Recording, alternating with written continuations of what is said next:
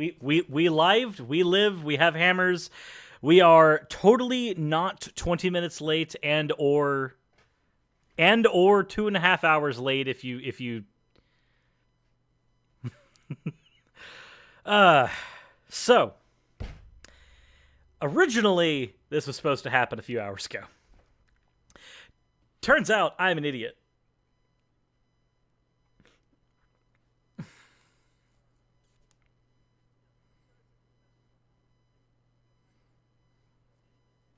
Yeah. This is totally midday.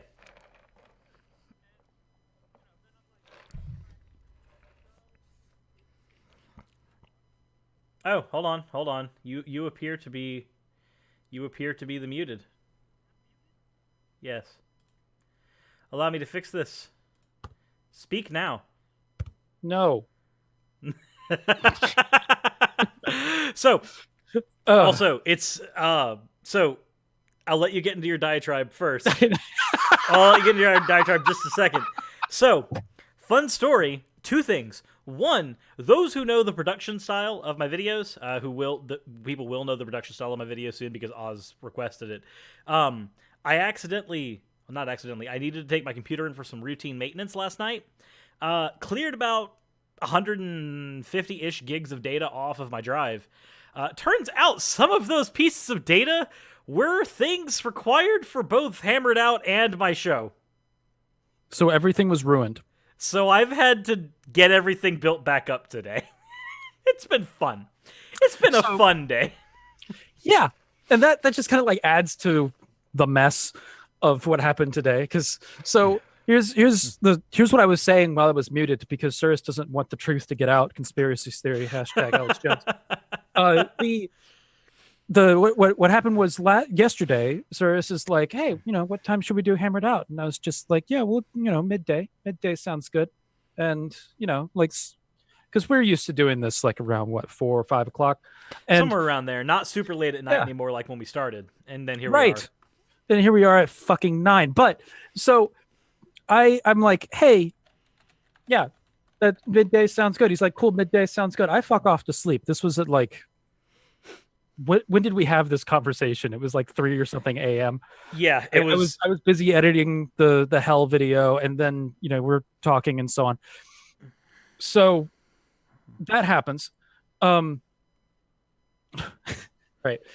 I wake up around. I'm not gonna say when I woke up because I don't want to admit it. And Ocean doesn't want the truth to get out. In a world where pagans hide the truth. I wake up. All right, let's just straight up. I wake up at the crack of noon, guys. Like it's pretty. I woke up at 4 p.m. Yes. So it was like 2, 3 o'clock, and I was just like, "Where's Cyrus?"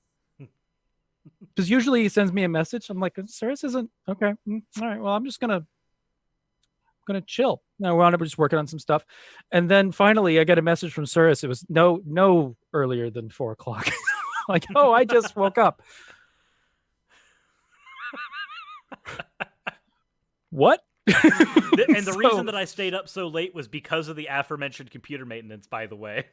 So that happened last night. That's yes. What you I came back home from the computer maintenance at about 8 in the morning, hooked my computer back up, and then went straight to frickin' bed. And then by straight to bed, I of course mean I hopped on my Discord server and got in conversations, and that was a bad idea. So a conversation on my Discord server. That conversation was when I woke up. Okay. No, this is a conversation on my Discord server. So, yeah, no, I was very supposed to not do what I did there. But so because I got my computer hooked up and then went right to sleep, it was when I woke up and started getting everything set up that I noticed that some of my files are missing.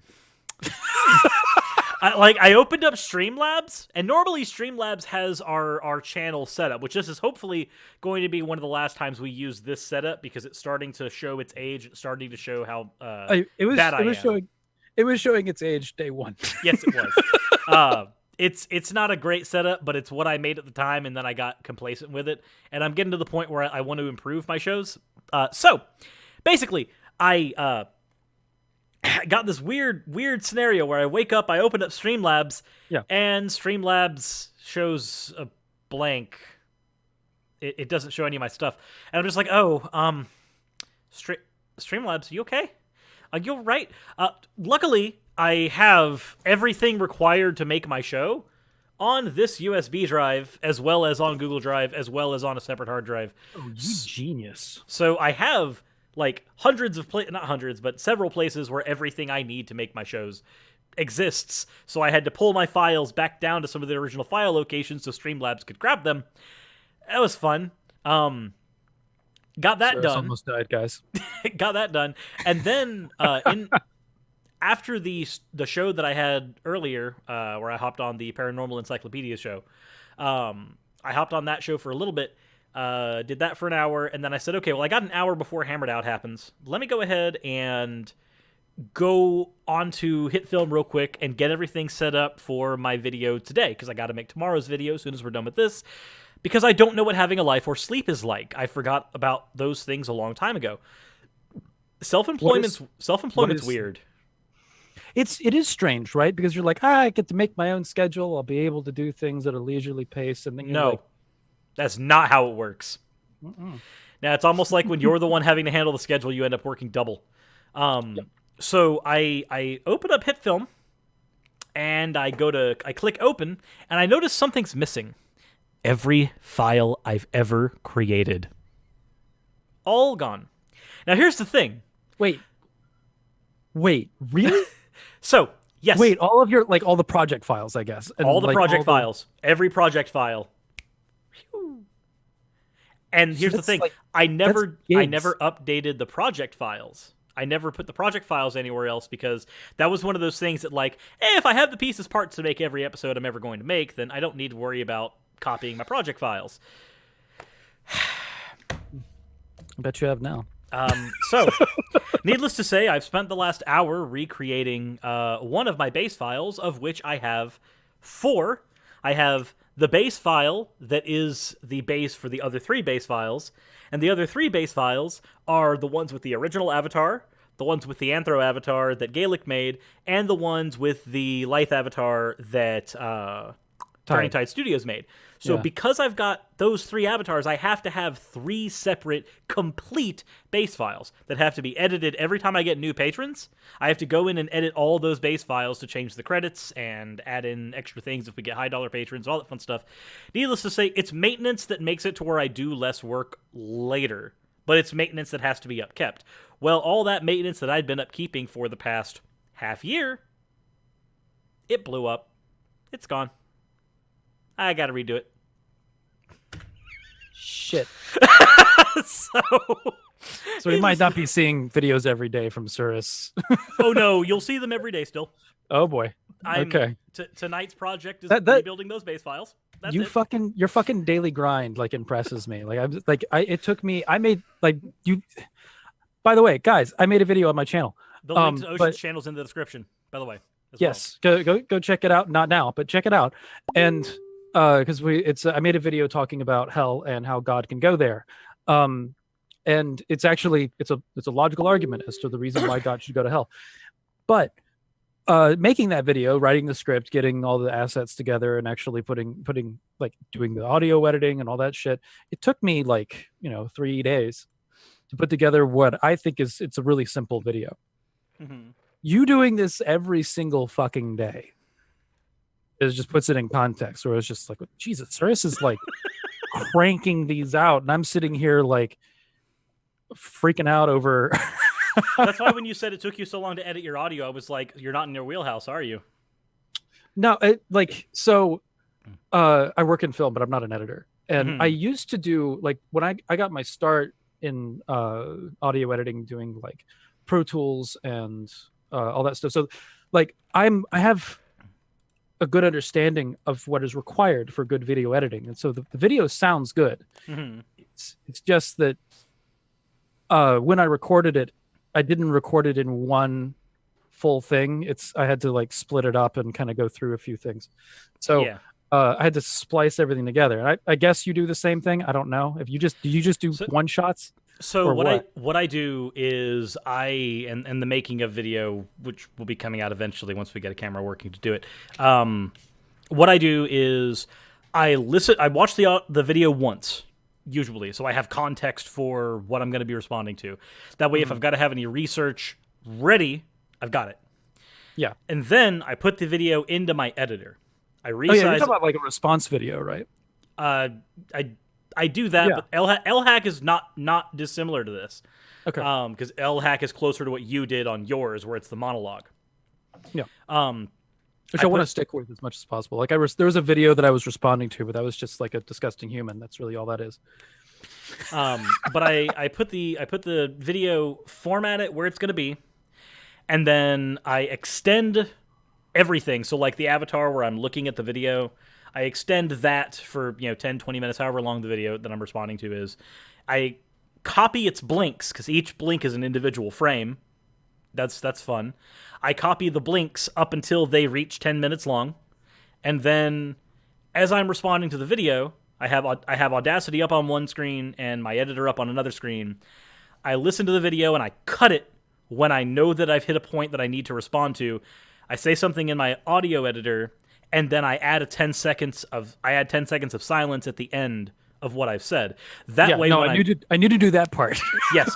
So what ends up happening is when I'm done recording my audio, I throw my audio into my editor and I cut out all the 10-second bits so that I have just these chunks of audio. And it's just at that point, it's just a jigsaw puzzle where I just move everything into place. And because the avatar with his blinks and everything are already cut at every point where the video's cut, I'm moving just these large chunks of data that have the avatar, the blinks, the border behind the video, and the video all at once. So it looks like there's animated things going behind, but there's really not. And then I put in transitions for the video so that it fades in and out and looks pretty and polished and all that fun stuff. So, but that only works because I have this giant base file that I've made myself where I can snip everything into. LHAC's a little bit different. When I do monologue stuff, I use the 10 seconds of silence as a cue for when I know that I'm going to need visual aid. When I know that I'm bringing in a quote, or I know I'm bringing in a tweet, or I know I'm bringing in, like if I'm putting up bullet points or something like that, I'll use the 10 seconds of silence in there as the cue for this is where the bullet points come in. And my images, if you look at the image files that I use in my folders, they're actually labeled 1, 2, 3, 4, 5, 6, 7, 8, not what the images actually are, so that I can throw them all into my editor and then just put them where they need to go because they're numbered that way. He's going real tech. But you're like animating an avatar and doing all this other stuff with that, and that's definitely a hugely involved post that you're doing. Like as the avatar that I'm getting worked on for my stuff, I don't think I'm gonna animate it. It's bear in mind that even though my avatar is a pseudo animated avatar, it's because I have it built in the base file. This is the problem: is once you build it in the base file, it's fine. You're done. Yeah. But you just have to spend a few hours getting it in the base file. Because like if I pulled up my hit film right now and God damn it, I would pull up my hit film and show you the base file with all the blinks, which is the biggest fucking thing. But I can't because his shit blinks. It doesn't exist. Yeah, there's no base file anymore. Jesus, so you're gonna have to rebuild that. That's tonight, I guess. Yeah, it's tonight's project. That's gonna be tonight. Well, and I got to make the video for tomorrow as well. Fuck, man. I gotta build those base files and do that video. And let me know in the chat which video I'm doing, because obviously I'm a little late on all my shit. Normally I'd have the video done by now, but obviously that's not the case. So am I continuing my response to the creationist quote mining video, or am I doing my my first Paul and Morgan video? It's gonna be one of the two. You get you get to determine. It's such a fish in a barrel kind of thing, but it's also so relevant at the same time. So like that's one of those things. Like I guess Apologia made a post recently, and I responded to him on, where he said that people are criticizing him for going after low hanging fruit. And I think that Paul and Morgan is probably low hanging fruit, but it's like with Apologia's channel, I've always seen it as like he's going after ignorance, right? And so when he's criticizing people, they're going to be ignorant. Like that comes with the territory. And so is it is he going after low-hanging fruit, or is he going after what's relevant to what his channel is about? So in the case of like Paul and Morgan is like in that area of like, man, these people are ignorant about how like gender works, how marriage should function, and all this other stuff, and they're probably within that context low-hanging fruit. At the same time, though, those are issues that a lot of people listen to them about, and in addition to that, society isn't super aware of right now. So having a conversation in a way that's like, hey, this is stupid, here's a, like, that's, is it going after low-hanging fruit? Yeah. Is it completely relevant and needed? Also, yeah. Yeah, see, the thing is that, like, and I've seen Paul have this conversation before, and I very much agree with it. Is there merit in tackling your high-end ivory tower academia as it regards to Christianity, theism, etc.? Well, yes, right. There is. There's merit to that, a lot of merit to it. However, is it perhaps more practical to go after the stuff that hits a little closer to home? Because most of your, like, for me, if I were to go down this apartment complex and I were to knock on every door and I were to ask them who William Lane Craig is, most of them say no. Most would say no. But if I asked them who Kent Hovind is, I actually would get one or two yeses, because I tried this with my family. Right. This is when, this was 6 months ago, I think. Me and Pam were at my grandmother's house, and a lot of family members came in, and I mentioned William Lane Craig at one or two intervals because people asked me what I did. I had to mention my channel. No ears raised to William Lane Craig, but they did raise to Hovind. That's really funny. They, like, people tangentially knew about Hovind. So one of these is low hanging fruit compared to the other. Obviously, there's people who think William Lane Craig is also low hanging fruit. That's their prerogative. But one of these is obviously lower hanging fruit than the other.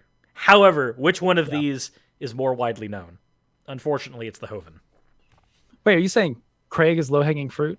I don't think he is. I'm not saying he is. I'm saying that there are people who think that Craig is low hanging fruit because of the position that he holds. They're wrong. Like, because, like, I obviously have a lot of disagreements with William Lane Craig, right? Yes. But the guy, he's a professional debater for a reason. He's a professional debater, and he's pretty good at philosophy, man. Like, it's the things he sucks on, though, is when he has to bring in science for any of his arguments. Exactly. Because like, what happens... And he's usually debating a scientist, and when he debates a sentist, you'll notice he sticks to philosophy pretty closely. Except when he went against Sean Carroll. When he went against Sean Carroll, when William Lane Craig debates Sean Carroll, he tries to go in the wheelhouse of physics, and Sean that was a mistake. Every single time, Sean just goes, "Okay, I'd like to let the audience know that what William just said is wrong. Here's why it's wrong." And then, like, as you can see it, Craig ends up backpedaling throughout the conversation because he realizes that he's done an oopsie. He's made some huge mistakes. And the thing is, when you're debating, like, Craig is a professional debater. Right? He's a competitive debater. He looks at debates from a competitive angle. So when he sees something like that happen in a debate, he knows that he has to fix it before the end of the debate, because he can't let it go unaddressed. Otherwise, the way that debates are scored, he doesn't win at that point. If he ignores when someone calls him out for being just absolutely wrong on something, especially like a science issue, shit. Yeah, and that's the issue with Craig, is that, like, when you keep him in philosophy, then he generally can perform well. That's his wheelhouse. Because he knows the issue. You get him outside of his comfort zone, as evidenced by his conversation with Sean Carroll. He's hopelessly outmatched as soon as you get him out, and that's a fair thing to do to anybody, though. Like, really, if you take me out of one of my wheelhouse, if you ask me to talk about a fusion reactor, yeah, sure, I know that they're not currently efficient, and I know that they're incredibly theoretical right now. That's it. You know things that you've read from layman articles about the subject. Yes, basically. You don't know, like, yeah. And, I can't I'm the same way. Like, if you take me out of my wheelhouses, nope. I'm going to be admitting ignorance really quick. Talk to me about video editing. I'll do it. I'll be fine. Talk to me about philosophy. I'm fine. Talk to me about certain aspects of theology that I have in fact researched. I'll be fine. I say that because if you try to get me talking about the Bhagavad Gita, I'm just going to be yeah, I know it exists.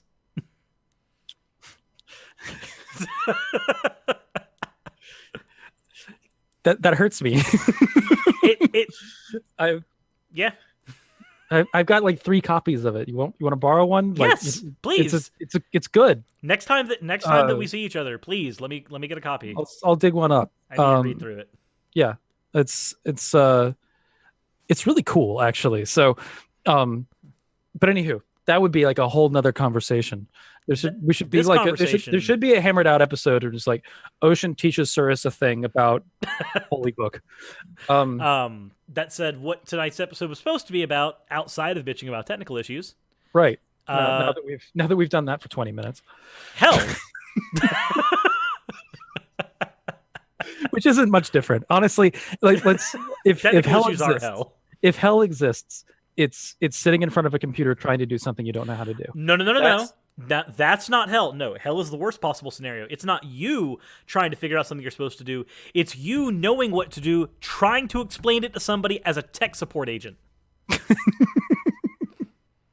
Or a computer. Okay, so I had this situation where one of the reasons why I decided to do some stuff with some keyframes in my video is that I realized that I'd accidentally done keyframes with something else. Like I was trying to make those text lists, and in the middle of taking the text list, I watched it again, and what happened is there's this big part where I put in 8 premises on the screen at the same fucking time, and I had to like measure everything out, make sure that it looked nice and all that shit. And once I had it done, all right, I click play, and what happens? The list looks fine, and then all of them go they all start moving around the screen, and I'm like, why? Why are you doing that? See, for me, my brain, me trying to figure that out. If hell exists, that's what it's that. Like. Yeah. See, for me, when I hear that, my brain just goes, yeah, set up 8 layers, set them up as image. I set up my text as image files. Strictly to avoid that problem. No, I put them in as there were text files within Premiere. So Premiere allows you to make text effects that wind up working as just single files. But and then moving around, once I knew what was going on, I was like, oh, okay, well, this is not. But I did not know how I had accidentally made a bunch of keyframes. And I still am not entirely sure how it happened. You know, but I had wound up making keyframes all over the screen. But you know what? Given the amount of just weird art that I've seen lately, I'm just imagining Ocean getting keyframes all over the screen. That way. Oh, Ocean climaxes keyframes, everyone. That's what. Now, God, don't start that. You're good as far as like speaking things into existence on this show. This is no.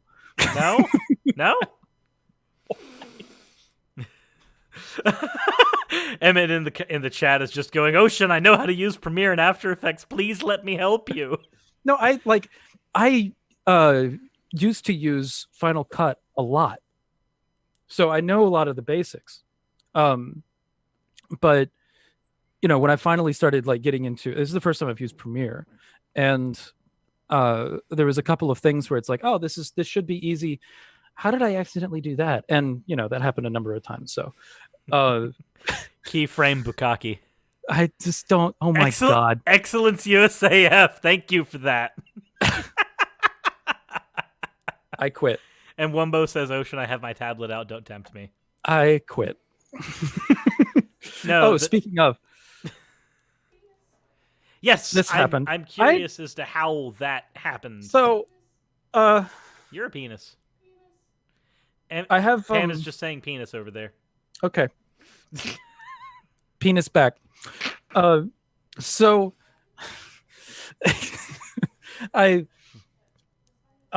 this arrived this way. So I drink canned coffee. The question is not that you drink canned coffee. When you say the word arrived, I have to wonder, did Did you, instead of just Did I order a brewing single shit, can? you ordered a can of coffee? Who does that? Me. So why?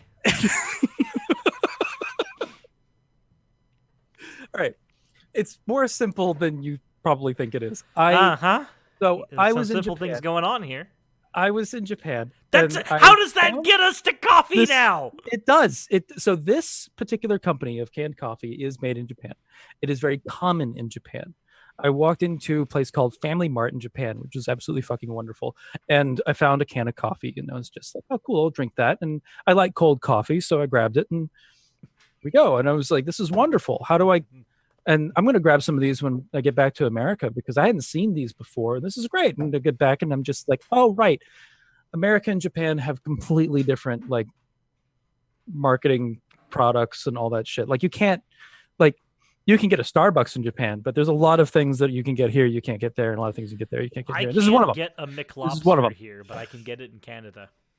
So, okay. I'm not kidding you. That's a thing. A McLobs? A McLobster.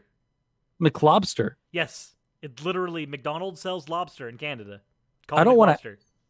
I have a friend who's a manager at McDonald's in Canada whose McDonald's actually got in trouble.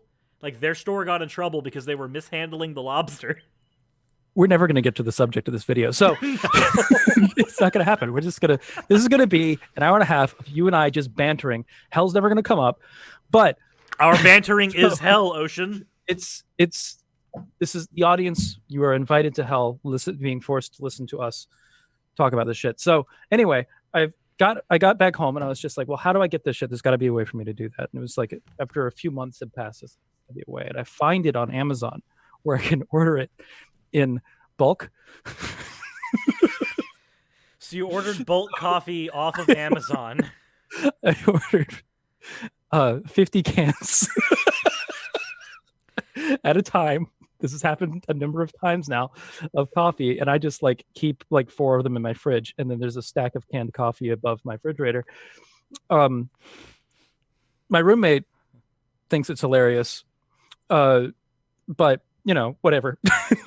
Every once in a while he drinks one, but he's just like, this is your thing. But so words, yeah. But when it's mailed to me, it's a heavy item, right? So you got 50 fucking cans of coffee sitting in there. So it gets jostled around. And every once in a while, the ones on the edge get a little messed up. Yeah. There was one time where the boxes that it arrived in, it arrives in like these little cardboard boxes that are very flimsy and rip apart. And there was one point where both of them were ripped open and there was just a ton of cans that were all jostled and all of them were fucked. But I was drinking like these weird art installments. I don't know where Cyrus is anymore. He's talking to somebody else. I don't care anymore. Hi, guys.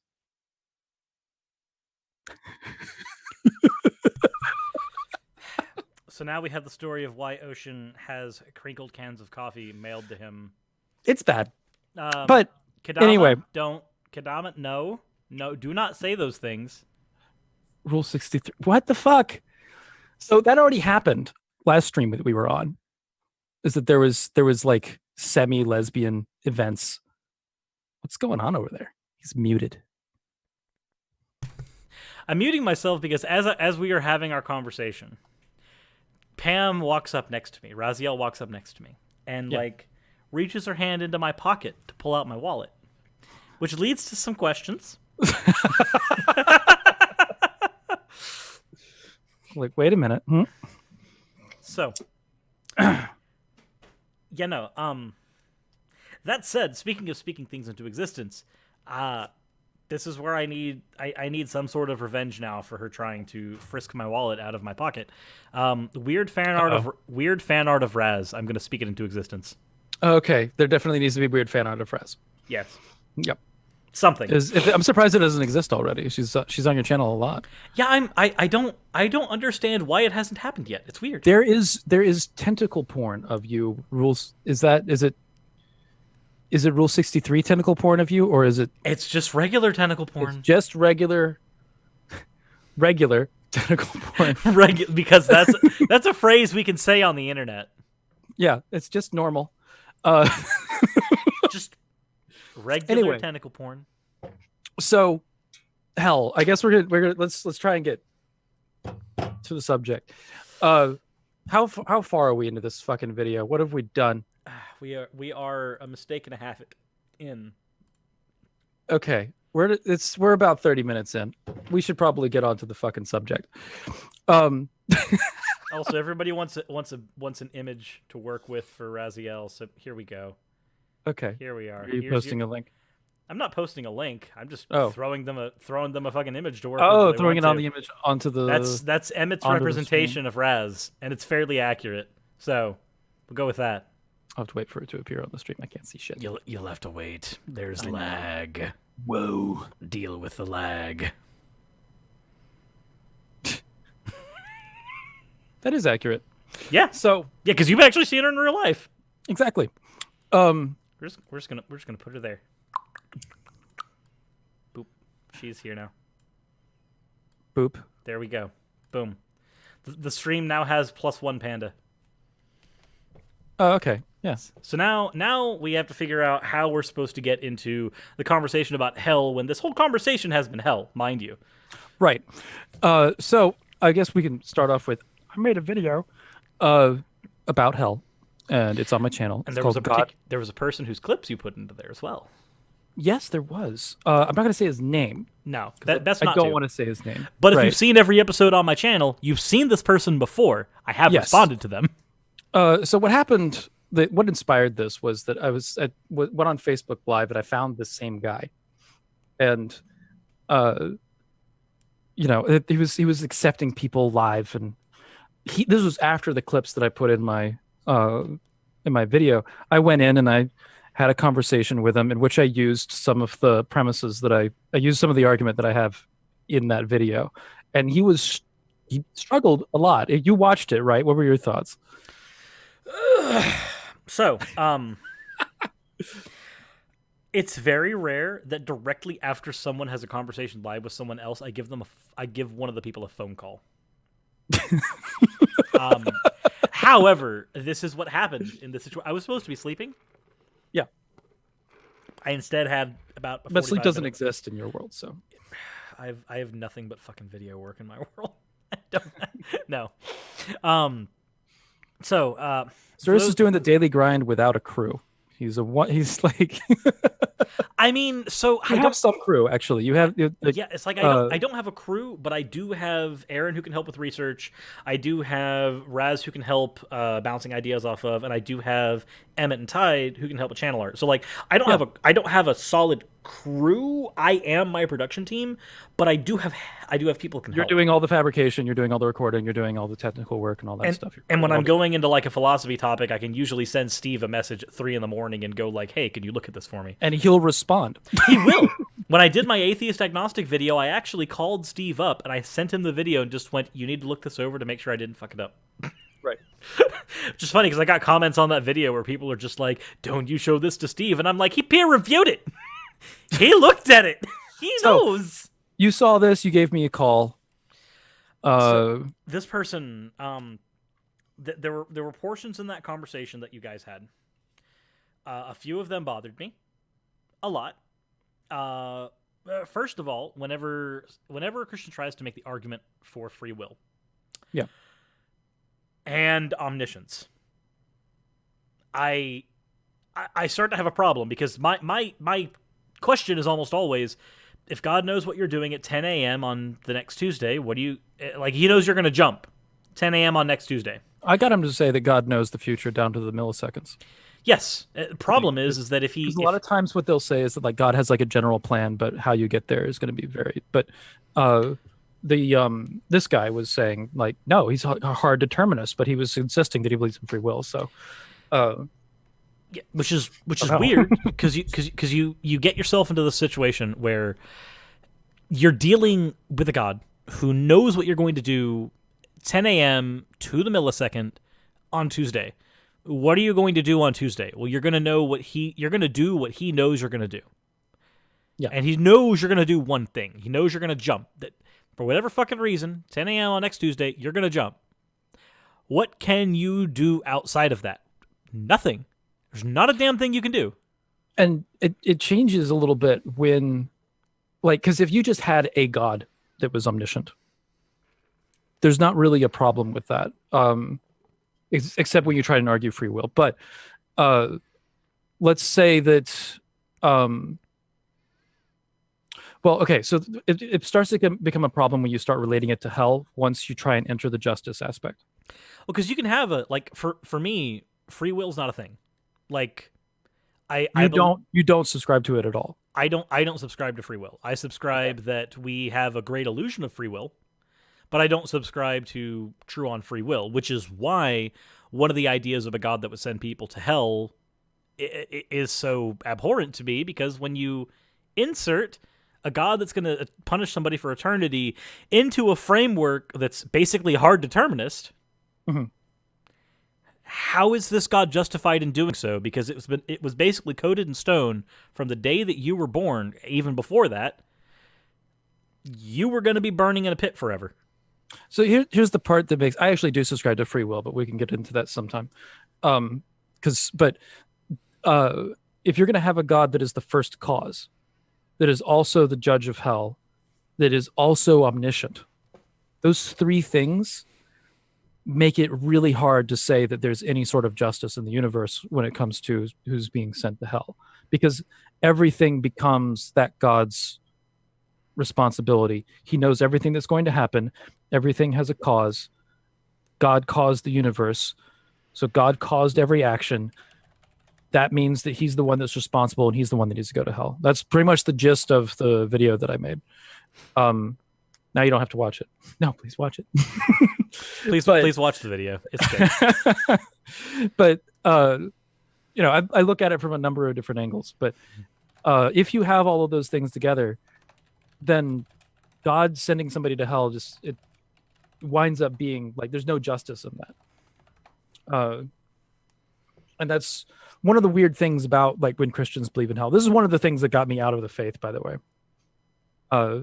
Where I was examining this and I was just like, there is a serious problem between hell's existence and the idea that God is just and that he has all these other attributes. These things don't match up.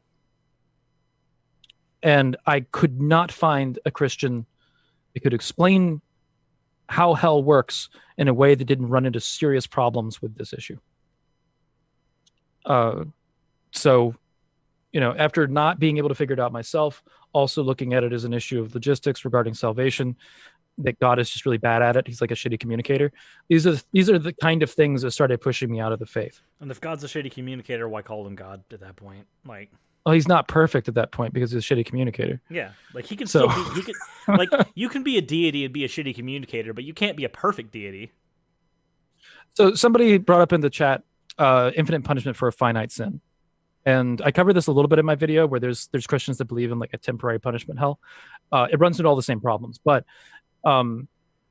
the eternal damnation people will argue that any finite sin committed against an infinite creator or an infinite judge is going to be an infinite sin. There's no such thing as a finite sin. That just makes God infinitely petty, though. Yes. Like when you start to look at why that's the conclusion, then it does mean, God is infinitely petty. Because like a human being with a finite lifespan is incapable of infinite harm. Either the things that they harm are not going to be infinite, or the actions that they take do not have infinite consequences, or they can only last as long as the human being is around, therefore also not infinite. No finite being can cause infinite harm unless we're dealing with somebody who like can manipulate time and screws with things. But now we're getting into humans with superpowers and stuff. That has nothing to do with our argument here. Doctor Strange. Yes, basically. Doctor Strange can cause infinite harm. In how many timelines did we beat Yahweh? 1. So you get humans who can't cause infinite harm. The only thing a human can possibly do to a god at this point is cause infinite offense. But even then, the only way that the god could receive infinite offense is if they're taking it that way. So this god is infinitely petty. It's strictly an infinitely petty god. I didn't think about that.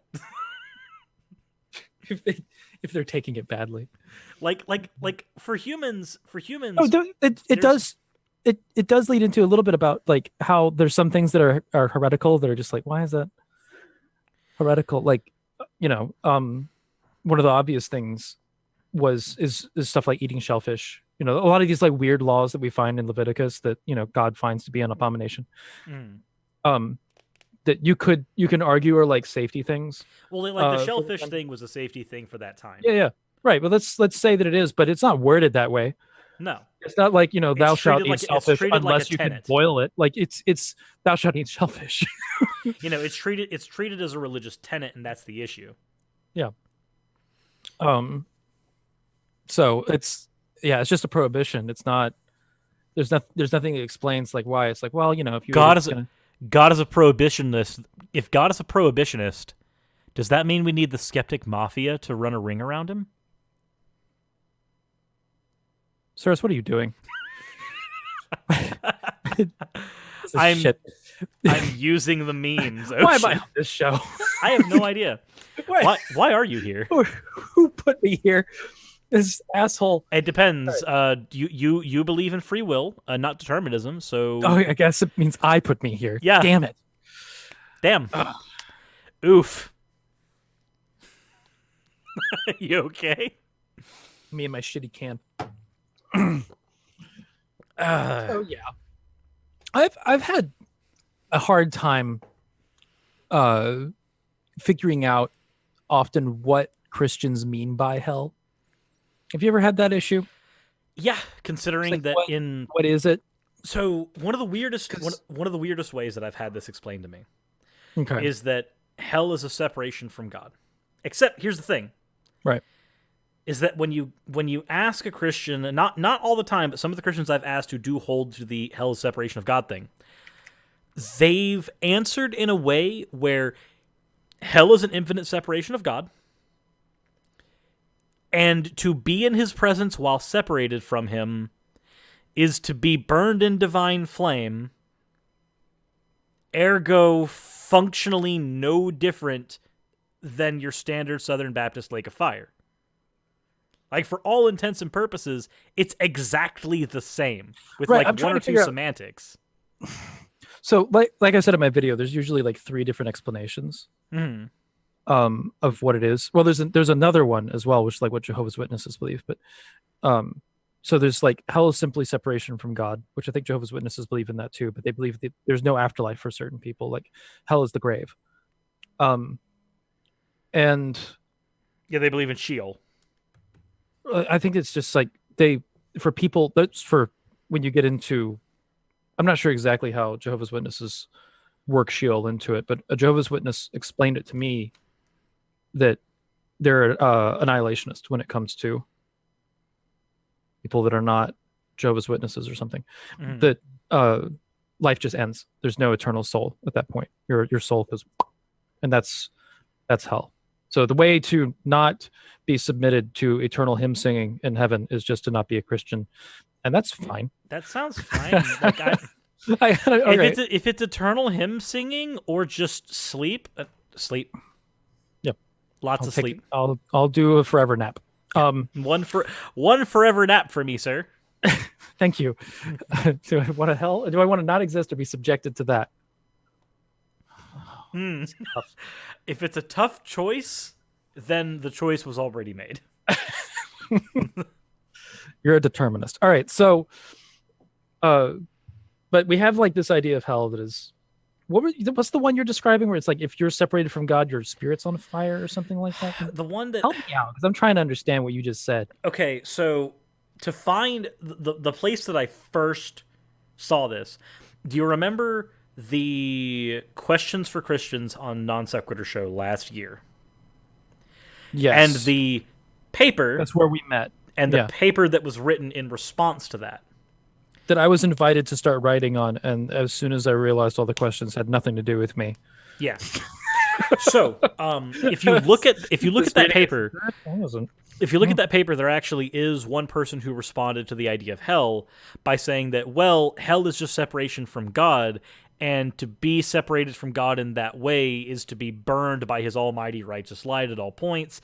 And I'm just like, okay, so you've semantically added in that it's a separation of God, but that is functionally no different. If it's burning forever because divine ultraviolet rays from God's buttocks, or if it's from a lake of fire, it's the same thing. So God is a light bulb that hurts you when you're far away. Apparently so. All right. I'm just trying to like envision that and like kind of what the entailment of that is. It's like if you're burned by his holy light or whatever the fuck when you're away from him, what happens when you're close to him? Like I would go back into that. Oh god damn it, Emmett! Fucking hell! I have to go into that document again. Oh my lord! But you'd have to go into that document to find that. Also, is there art? Yeah. There's art. There's art. Art has happened. What? Is it in the fan art or artwork? No, it was DM'd to me. Oh, okay.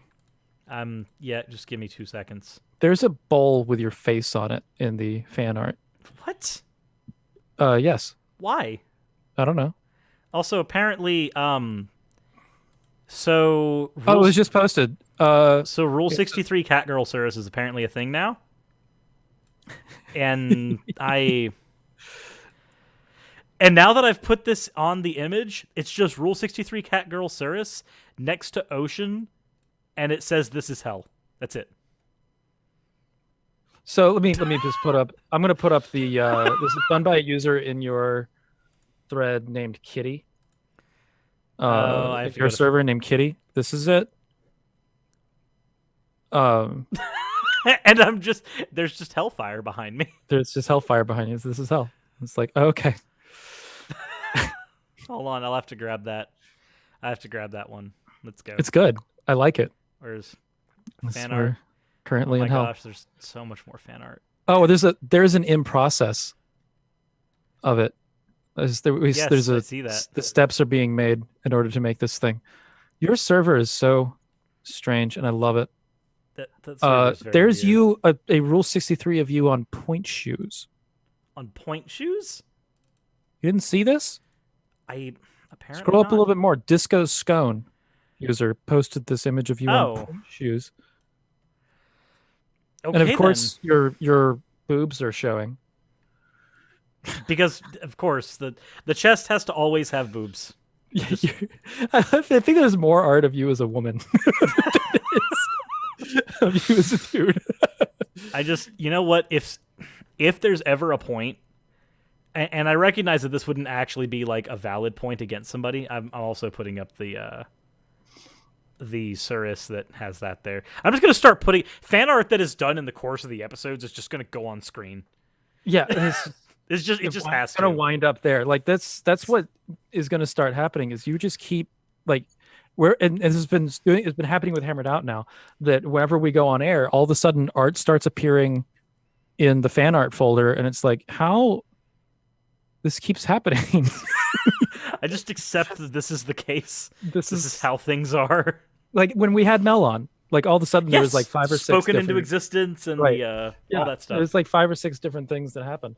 Because you got the mermaid thing. The mermaid thing with the shell tits. The shells, yes. I had shells on my boobs. Yes. Which okay. So oh my god, so Rule 63 Catgirl Cirrus exists now. I don't know how to feel about this. There's 2 of them. Yes. Wait, there's 2 of them? What? Yeah, one bologist just posted one. Oh my lord, why? Damn it! No, that's not Cirrus. That's not Cirrus. Who's that? That hairstyle is not me. That's Raz. Guess that's true. Okay, I guess Raz. That is Raz. Okay, that's fair. Because Raz, I shave the. I was like, it's not me, so it must be. I shave the whole thing. She shaves the one side of her head. Got it. That is very the Raz. I shave more than you do. But my lord. Yeah. Okay. So anyway, you were explaining a concept of hell. This is a mess.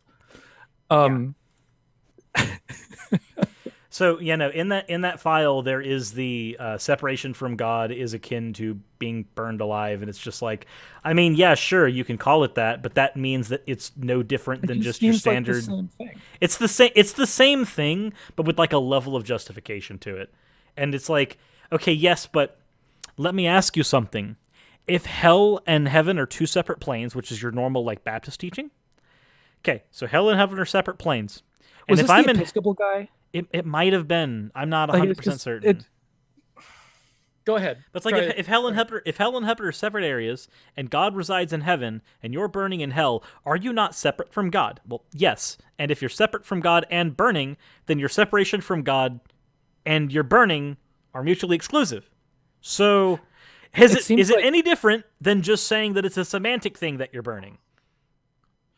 The separation, I don't know, his definition of being separated from God involves a large connection with the deity. So I guess his response to that would be, well, it's omnipresent. So also, Excellence USAF has said that there needs to be ocean cat girls. There's already ocean mermaids. I wanted to. I mean, the ocean mermaid had a beard. Is Ocean Cat Girl going to have a beard? Ocean Cat Girl is not going to have a tail. It's just going to have a beard that wraps around the waist and is a tail. This is not getting better, Cyrus. This is not getting better. Oh my gosh. It's going to be like how Saiyans wrapped their tails around their waist to make belts.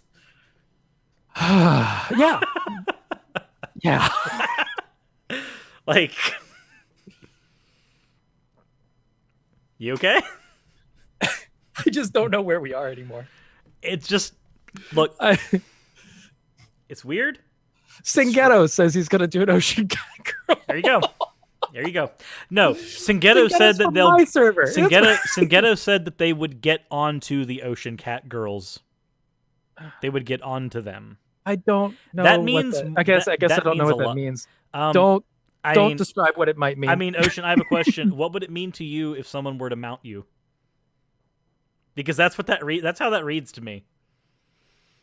Singetto saying they would mount you if you were a cat girl. We have a $5 super chat from Excellence USAF. The idea is to put the blame on you and make sure that God isn't holding the bag. And yes, that's how the beard and tail should work. And I guess, yeah, and that's a good point, that there does seem to be this interesting blame game about hell and who's responsible. And this happened in the comment section on my video as well. A guy named, I guess, Truth Speller is in the comment section, putting up like 1,000 verses and stuff. And I tried to point out to him, it's like, all right, so there's no, you're not actually disagreeing with me anywhere. We need to figure out why, because he just asserts that you're responsible. God's not responsible. That's fine. You can assert that, but like, where do you? As soon as you assert that, he gives scriptural evidence for it, saying that you're responsible. So it's like, fine, you can have scriptural evidence that says you're responsible. But my problem is, how does that logically work? Because as soon as you're trying to say, no, you're responsible, as an assertion, that doesn't cohere with the rest of the faith. The theology winds up getting screwed up. So how do you reconcile these things? And this is the reason why, when I was, a Christian on my way out of the faith, this is one of the things that I was like trying to figure out. And I would ask a pastor about it, and I would get either one of two things would happen. I would get a bad response that I don't think it didn't fix the problem. I guess appeal to mystery would happen sometimes, and then which is bad if you're appealing to mystery whether or not someone is going to hell. Anyway, and yeah, no. The third thing that would happen is they would get mad at me. So why? For asking hard questions. Like, honestly, my experience with Christianity towards the end was I would have a genuine curiosity about how it works, and I would go to a youth pastor. It happened a lot with youth pastors because I was like 17, 18 at the time. And I'd be like, all right, so how does this work? And I had a lot of questions about Revelation. I had a lot of questions about, because I was concerned about, the whole heaven and hell thing. Making sure that I was in the right place. They kept reassuring. I want to make sure that I'm not going to burn, Pastor Man. Right. I'm exhaustive on these kind of topics, so I want to know like how it all works. And if the Bible is supposed to be my guide to it, I'm not finding the information that I'm looking for in it. Help me out here. And that was kind of like how I approached it, because I was going to people Christian to Christian on this, and regularly, like the angry response was, well, you're just reading too far into it. You need to just like relax on this. That's not an answer to the question. No, it's not. And it's like, if you want to say that you don't know, fine, you don't know. But I was approaching the issue out of genuine concern. And the response that I got was really bad, I think. Like that Christians would do this to another Christian who had a genuine concern about the faith. So, this was an issue that I've had for a long time. So this is when I came to making a video. It was a good idea for a video, I think. Usually whenever somebody can't tell me where the idea of hell came from, I'm usually the first person to say, go read the Apocalypse of Peter for one of our like modern interpretations of hell. Because that's where a lot of the like Apocalypse of Peter is where a lot of the imagery that was later adapted for Dante's Inferno and the Divine Comedy come from. And then a lot of our modern ideas of hell come from the Divine Comedy. So if you want to know the origin of a lot of these things, Apocalypse of Peter is a 2nd century Christian document that has these things. So they come from a lot of our modern conceptions of hell. Hellceptions come from both Dante's Inferno and another one called Paradise Lost by John Milton. And Milton combines the separation from God and fiery torment place. It's an epic poem written in English. It's an incredibly beautiful work. And he was an anti-Catholic, and he wrote most of it blind, which is an achievement for however long ago it was. I mean, I keep forgetting whether it was 1800s, 1600s when Milton wrote Paradise Lost. I'm going to look it up now, just because I don't want to. While you're looking that up, we do have a super chat, another super chat from Excellence USAF. Once argued with a street preacher that said we send ourselves to hell, but I still argue that God is the one who made hell, so it's his fault. Yeah. I mean, if it's like when somebody says, he designed the whole game, so the fact that when somebody says that, well, if you think about it, hell wasn't made for you, it was made for Satan, so it's not action. And I know I'm sounding like a Southern hick, I'm sorry, but this is typically the voice that I think of when I hear this. We're both from Georgia. This is what happens. Hell was made for Satan, so when you think about it, it doesn't matter that you were getting sent there. Hell wasn't meant for you. That's why you need to get your butt to heaven. It wasn't meant for you. You're not supposed to go there, but if you go there, it's your fault.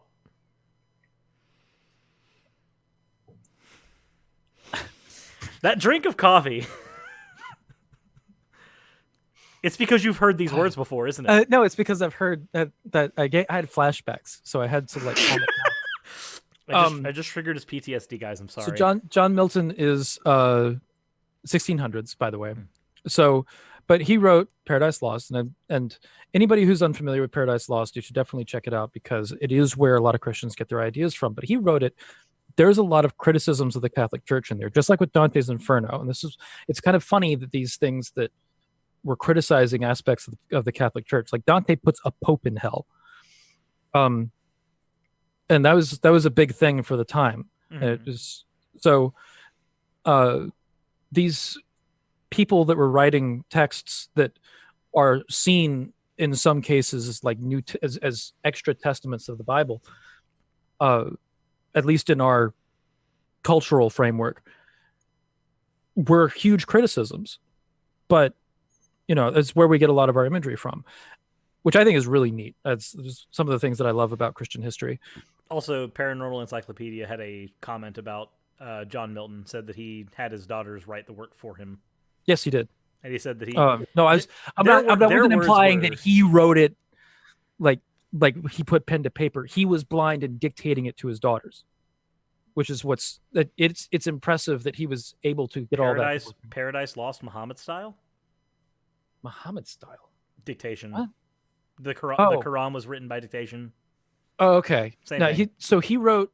I want to say that Milton wrote the first half of it and then went blind, and then dictated it to his daughters, and his daughters wrote it. And So I don't. Yeah, Muhammad was illiterate, so that's not. It's a little bit different of like how that came to be, but there are similarities. Yeah. I mean, if one can't read and the other can't read, if it quacks like a duck, I'm kidding. I'm being a horrible Oh my person. god. I'm being a horrible person. Also, Perry Jowl has said that the Divine Comedy is self-insert Bible fan fiction, and you're wrong. That's not wrong at all. That's not. No. This, you know what, this goes in line with what I said. Absolutely self-insert fan fiction. This goes in line with what I said yesterday when we did the biblical gender role stream yesterday. Ocean, were you listening to some of the shit that was said in there? No, I didn't hear that one. First of all, it devolved into full parody. It devolved into full parody. Of course it did. We got past the point. I've also gotten no in all caps. Sorry, that's fine though. It's okay. It's okay. There's all kinds of blasphemy happens on the show. It's all right. But no, during that show, as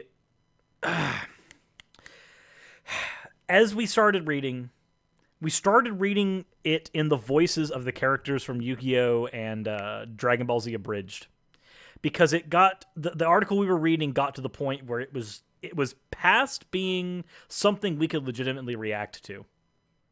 It was just being absurd. It was just absurd. Right. And so finally we just got to the point where just reading it in Krillin's voice from Dragon Ball Abridged just seemed like the right thing to do.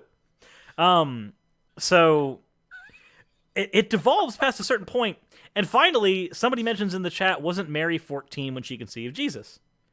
And there are some scholars who think that Mary was very that's young, like the common belief. When she was 14 Jesus. or younger. Yeah. And so I was like, okay, so basically we have ourselves a situation here where we can just create a Bible anime where Mary is essentially a lolly who shut out a deity. And since the UN hates lollies, I guess the UN now has to ban the Bible because it contains a lolly who birthed a deity.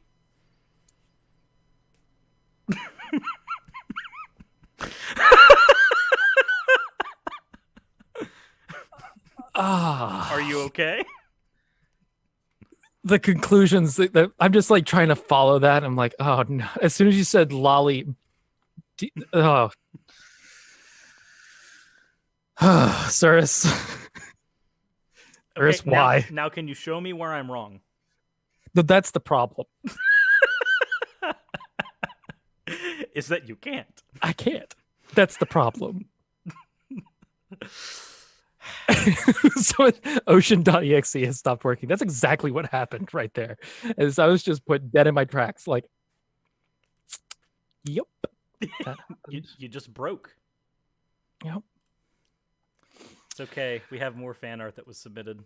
Oh yeah, I just crashed like all of my. There's more fan art. Apparently, I was not able to get candy that Pam is keeping away from me. Also, Pam is only half an inch taller than me. She's not that much taller than me. Wait, hold on a second. No. Is she taller than you? Yes. That's all you need to know. I'm taller than one of my girlfriends. Does that count? It's not the one that's in the drawing. God damn it. All the art involving Tiny Ocean is funny because I'm taller than Pam. Yes.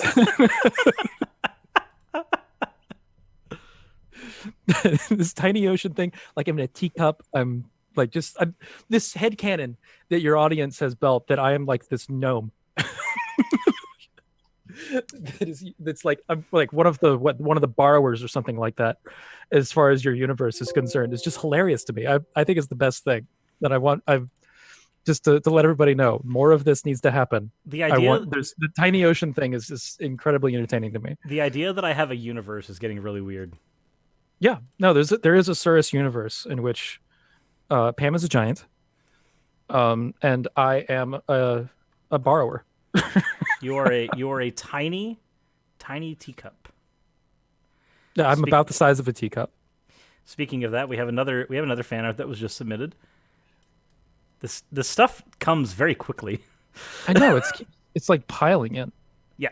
So this one is Raz. Apparently, the caption in the Discord is "I can has wallet."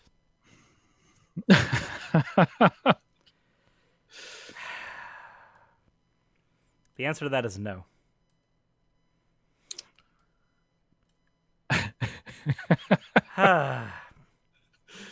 It's just the madness. You know what, guys? It's just an official thing now. When we do live streams and fan art is submitted live, it's just gonna go up there. It keeps coming in. If fan art submitted live, I'm still going to. Yeah, we're putting it on the show. Like that has to happen. We're putting it on the show, and I'm still going to announce it as I would my normal fan art on my videos. So that doesn't mean that you're not going to get your fan art on a regular video the same way you normally do. Just it will also go live here because this is madness. Because it's hilarious.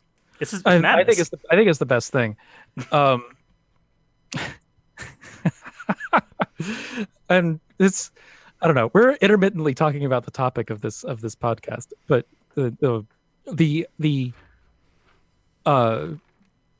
holy shit! Someone just in the chat, Chibi Ocean cosplaying as Thor. Someone do that.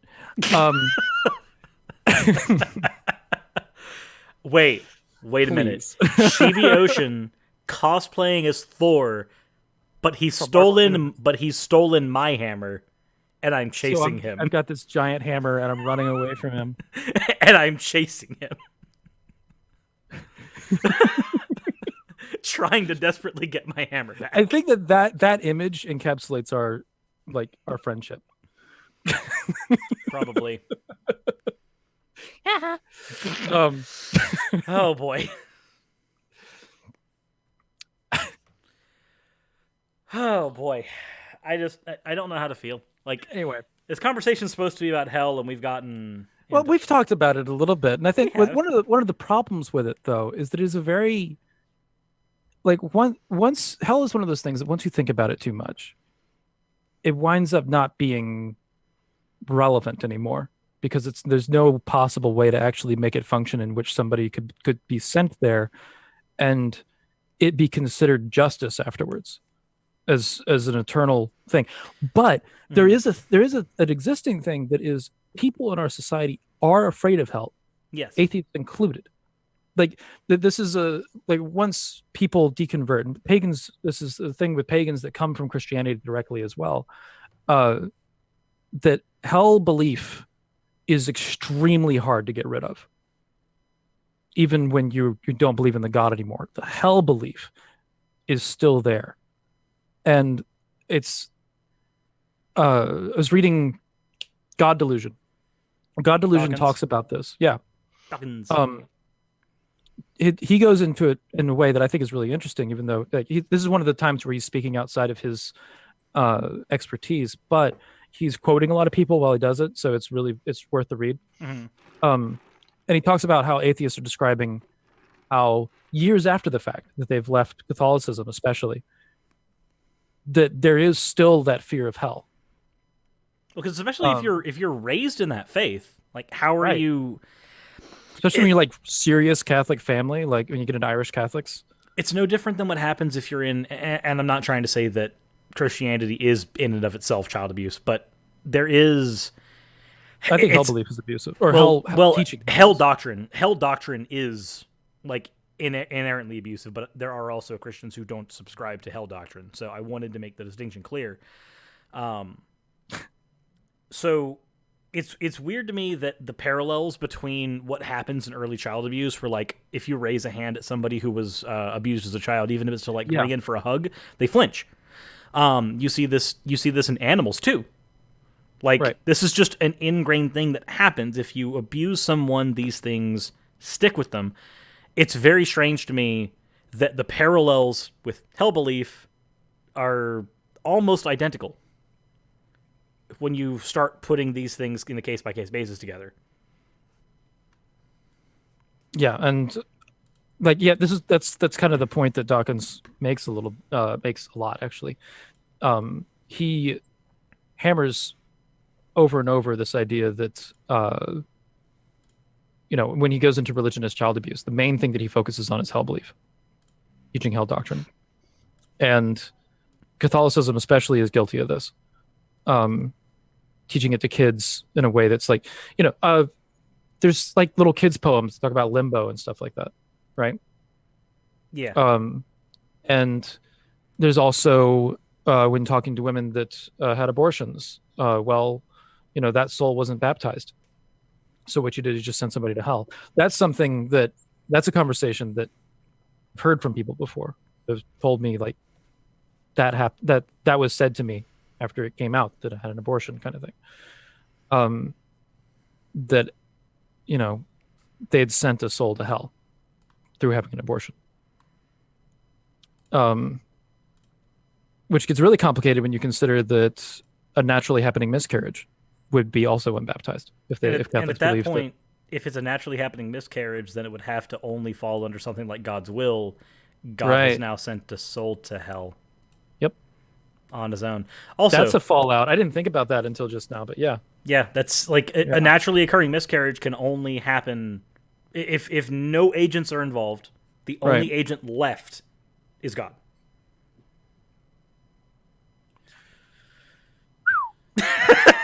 It's an odd argument for someone to make. Also, speaking of odd, you've got Catgirl fan art.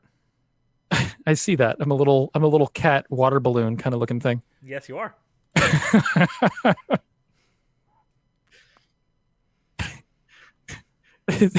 All these. Damn it.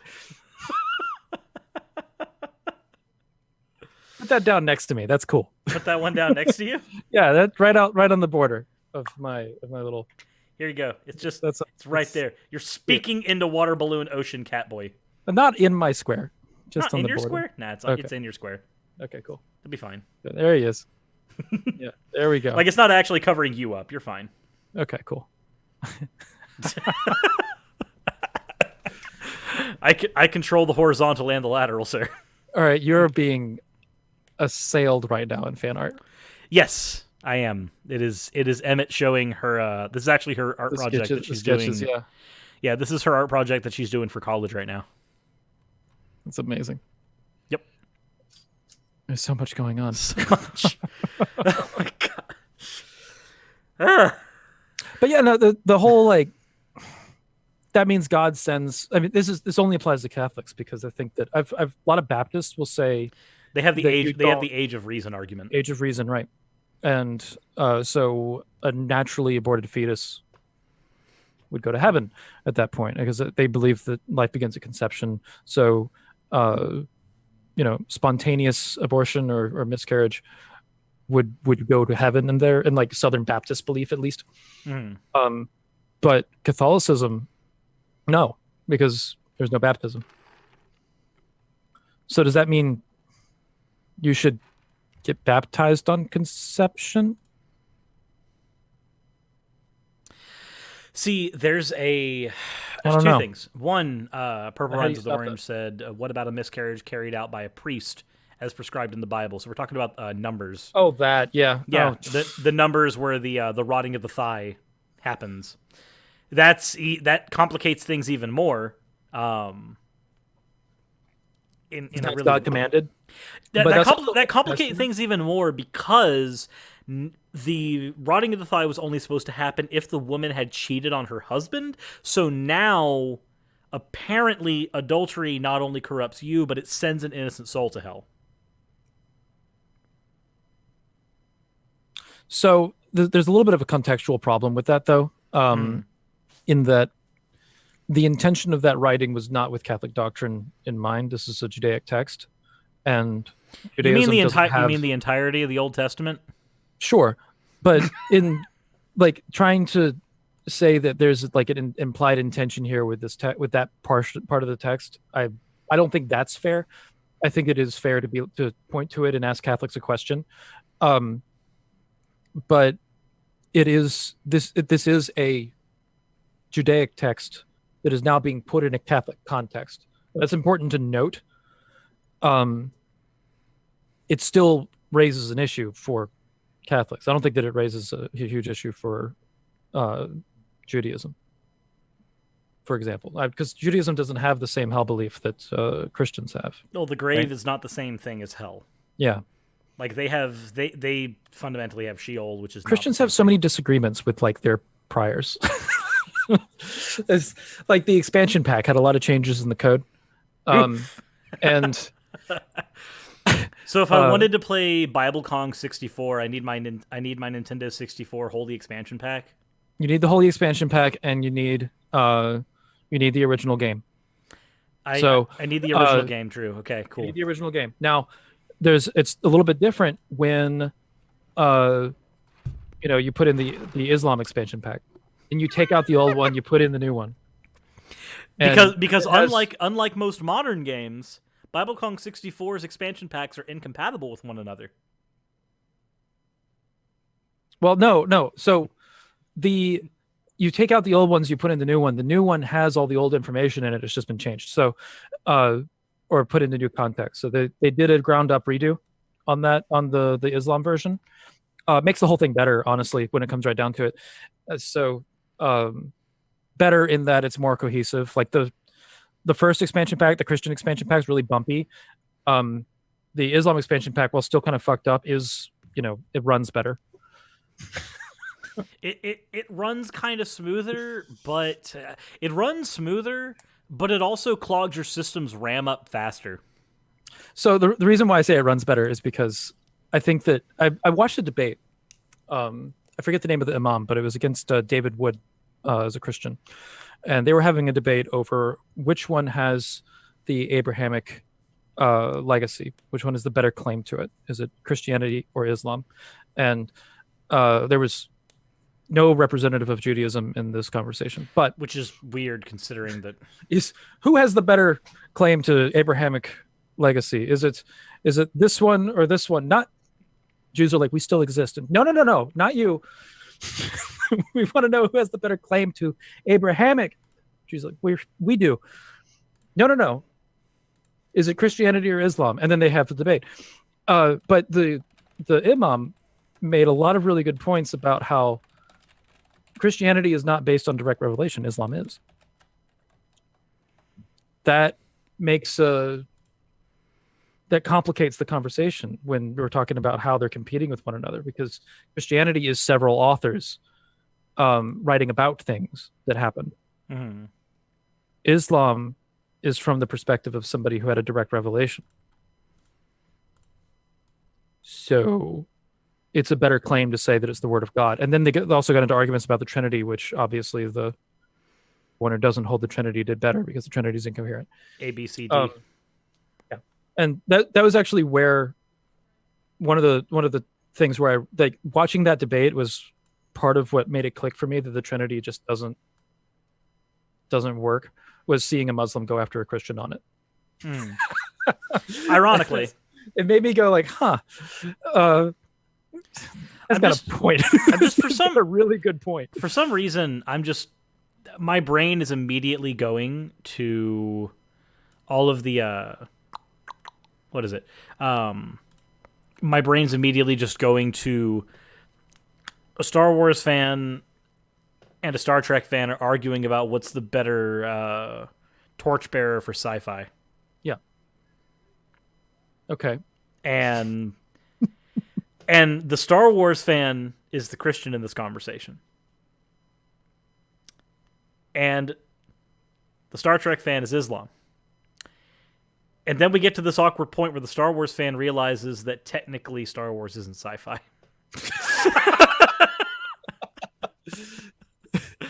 It's true, though. It's a space opera. It's a space opera. It's close. The movie type that it most closely represents is a Western. Yep. It's a Western in space. It's just like Harry Potter. Whenever somebody says that Harry Potter's a fantasy book, it's not. It's not a fantasy series. It's a mystery series. Every Harry Potter book is a mystery book with the trappings of fantasy. With a lot of fantasy elements. Yeah. Okay. Just like Star Wars is a space opera with the trappings of sci-fi.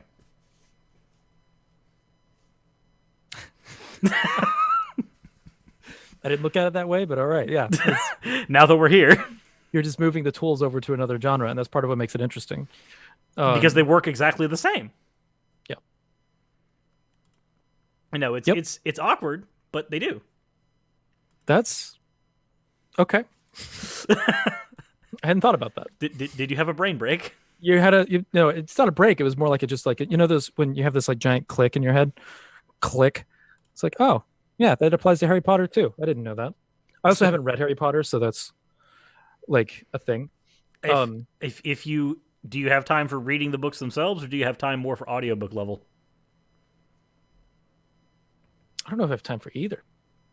But I've seen the films. Like, my roommate forced me to watch the movies, and because I hadn't seen them until like 2 or 3 years ago. As everybody around me was reading it, but I didn't really find myself interested in it.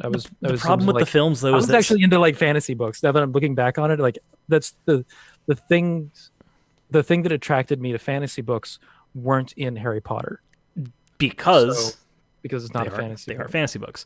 Yeah. The first problem with the movies is that because they're made by a lot of different directors. Yeah. A lot of the stylings that are supposed to be what Harry Potter is. This relates to hell somehow. Right. Well, the Harry Potter fandom is hell, mind you. Seriously, go spend 2 hours on Pottermore. Tell me whether or not you're in hell. That's fair. I'm a Ravenclaw, by the way, but I bounce between Slytherin and Gryffindor. I bounce between Gryffindor and Ravenclaw, but I lean Ravenclaw. But someone saying in the chat, books are better. I totally believe you. There's a lot of I've heard a lot about like the subplots and stuff that we're missing in the movies and so on. So that's makes sense. The movies are just like a different animal than the books. I don't judge Harry Potter on the basis of the movies. I just never got into the books because I can't read. So because you can't read, I can't read. Also, Ocean. I have 3 copies of the Bhagavad Gita. Yes. Which is actually, I don't know if you've seen this, but there's a couple of times in Twitter where someone will tell me to like go read something, and I'll just say I can't read. On Twitter. Yeah. Also, on Twitter. I'll say I can't read. There are multiple tweets where I've said I can't read. Excellence USAF has said, nobody, J.K. Rowling, Cyrus is actually a Catgirl. The twist the whole time. Nobody does anything. J.K. Rowling. Ocean is a tiny mermaid. Oh my god. Not merman. I've got little. I don't know whether or not. I don't know. There's a lot of. You've got man nipples, sir. About you're fine. Whether or not that teacup picture is of a merman or a mermaid. I'm gonna have to ask the artist.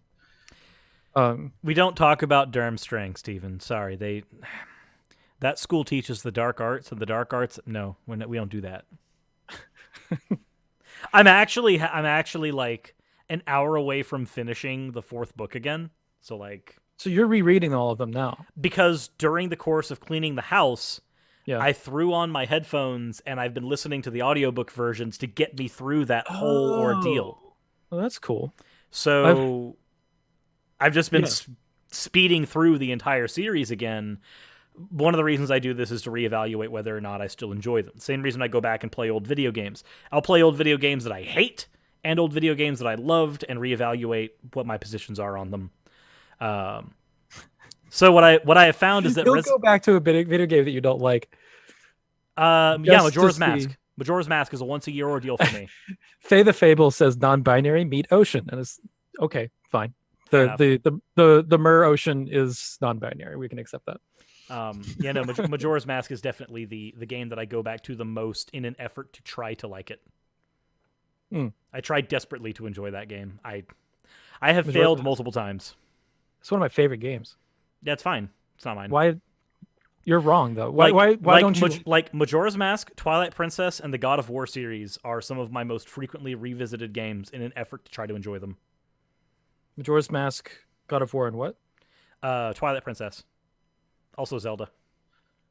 Wind Waker was like that for me. Twilight Princess I really enjoyed, but I also never finished it, which is kind of a weird thing to say because what I find is that Zelda fans are almost always enjoy Wind Waker and hate Twilight Princess, or enjoy Twilight Princess and hate Wind Waker.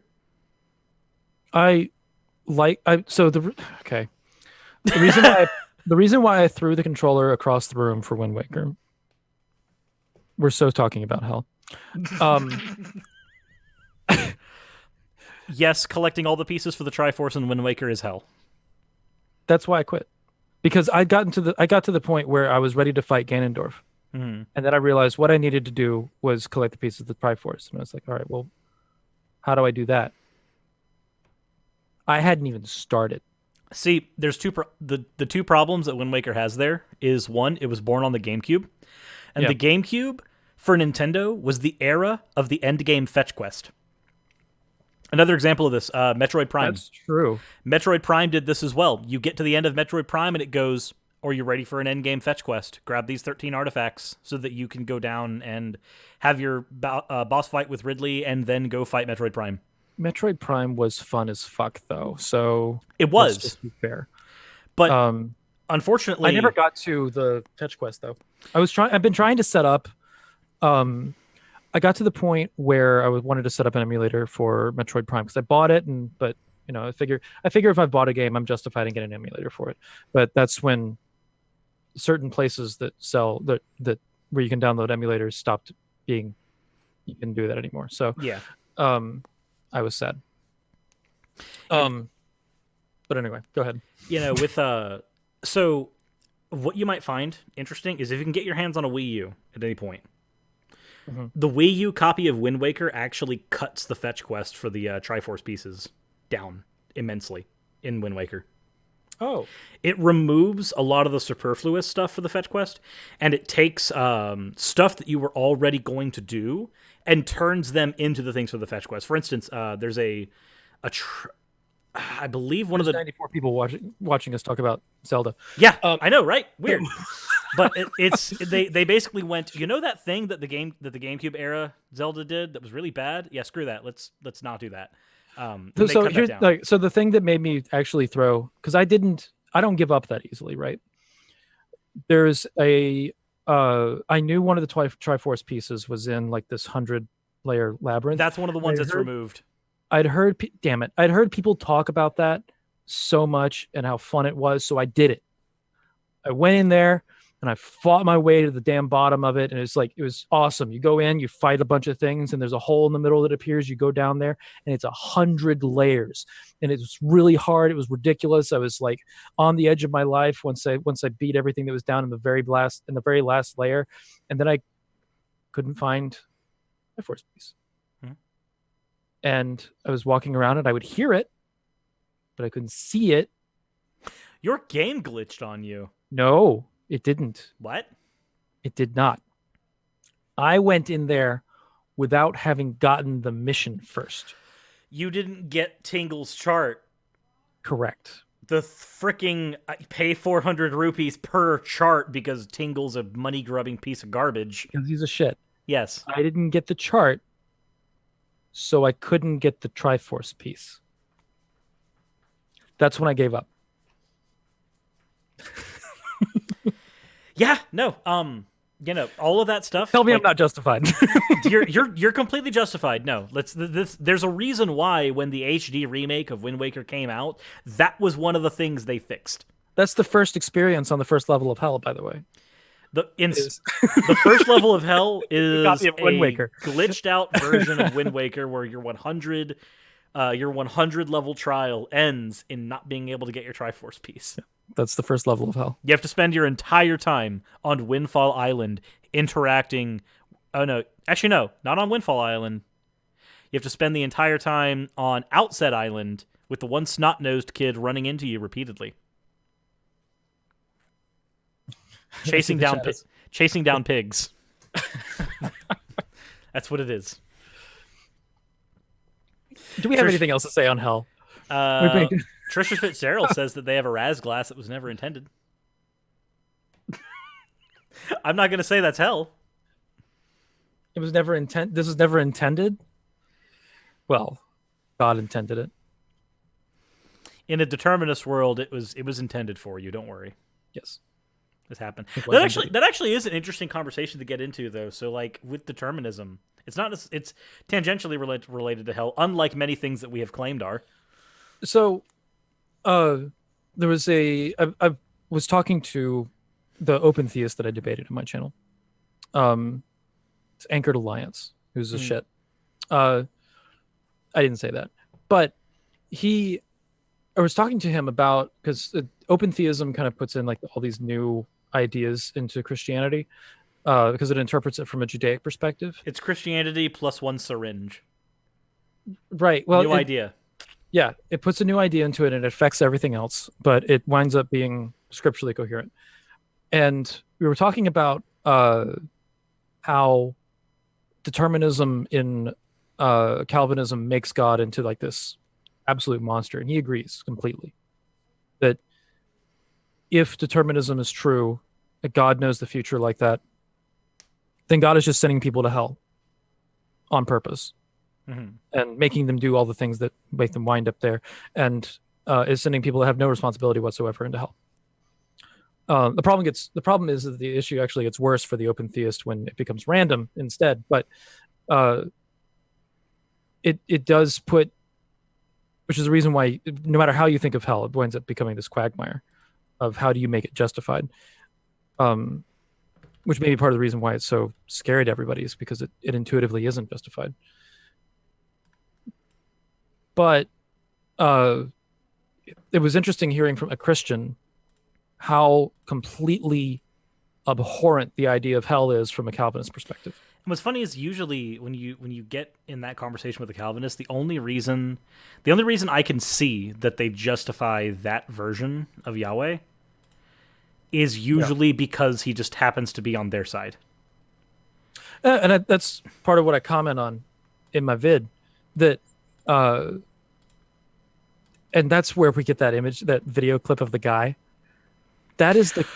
Should we talk about the thing he said about hell specifically? Because there's a thing he said when you asked what do you think about God sending people to hell, and his eyes lit up. Oh, he was like a kid in a candy store. He just went, "Oh, I love hell. Oh, I love the idea. The minute I think that an atheist has gone to hell." This was a clip that I did not include in the video. You should have. It's over the top, because I'm sitting there going, why do you hold that you're happy about hell? And he just keeps going on and on and on. The reason why I didn't include it is because it would have made the video 30 minutes. But like, he just keeps talking about how much he loves hell. That it's the most amazing thing. Just when it was kind of... It was disturbing, but it wasn't as disturbing as it could have been for me, because I've covered this person before on my channel. And when I covered them, their response was something along the lines of, I wish all atheists would suffer, because it's only when you suffer and you hit rock bottom that you'll find the need for God. And I'm just like, so you're saying you want your fellow human beings to go through the worst possible torment just so they can meet your favorite sky friend? Fuck off. Like, it's usually, and it's very rare for somebody to hear me. Pam will use it all the time.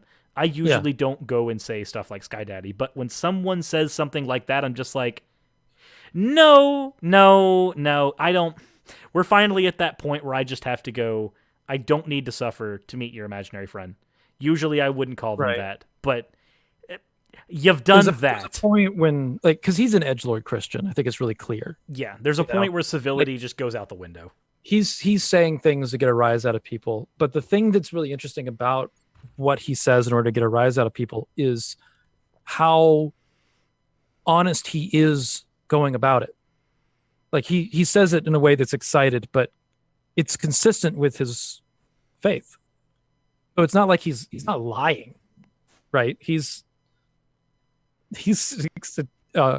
expressing a genuine feeling about his position, like what? Because if he believes that God is doing this, and he believes that God is like the sovereign, loving, whatever, like there's a whole list of things that Christians believe God is. He's excited about that. He's on this thing's side, which says so much about who he is, and not a whole lot about like God. A lot of Christians at least express some kind of remorse about hell, which is also interesting about Christians when they talk about how bad that they think hell is, but they believe that a perfectly moral God is the thing that's instituting this whole shit.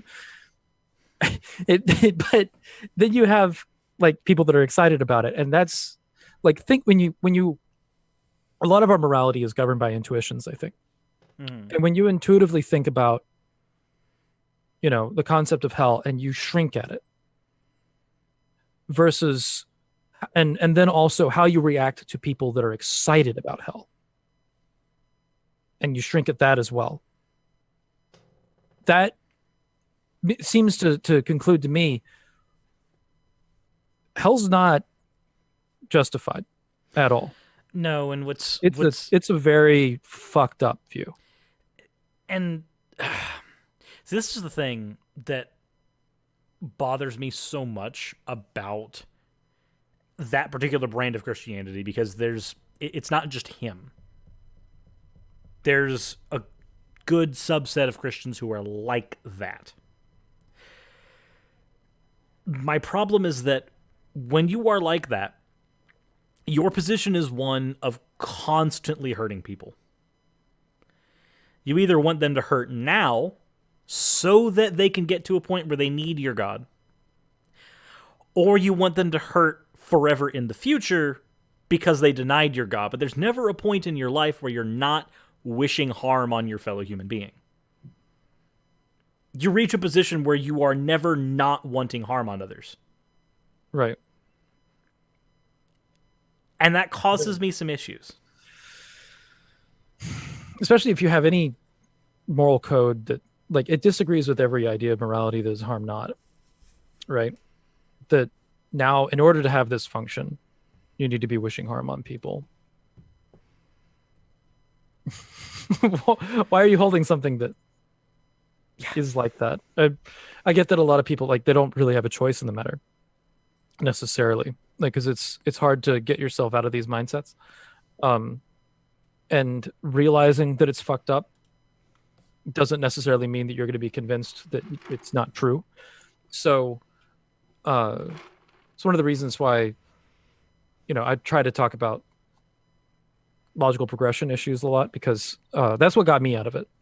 And eventually thinking about it and analyzing it got me out of, like, those effects of having believed it for a long time. Because what I got baptized by a Southern Baptist church at age 6, right? I think mine was like age 11. So when I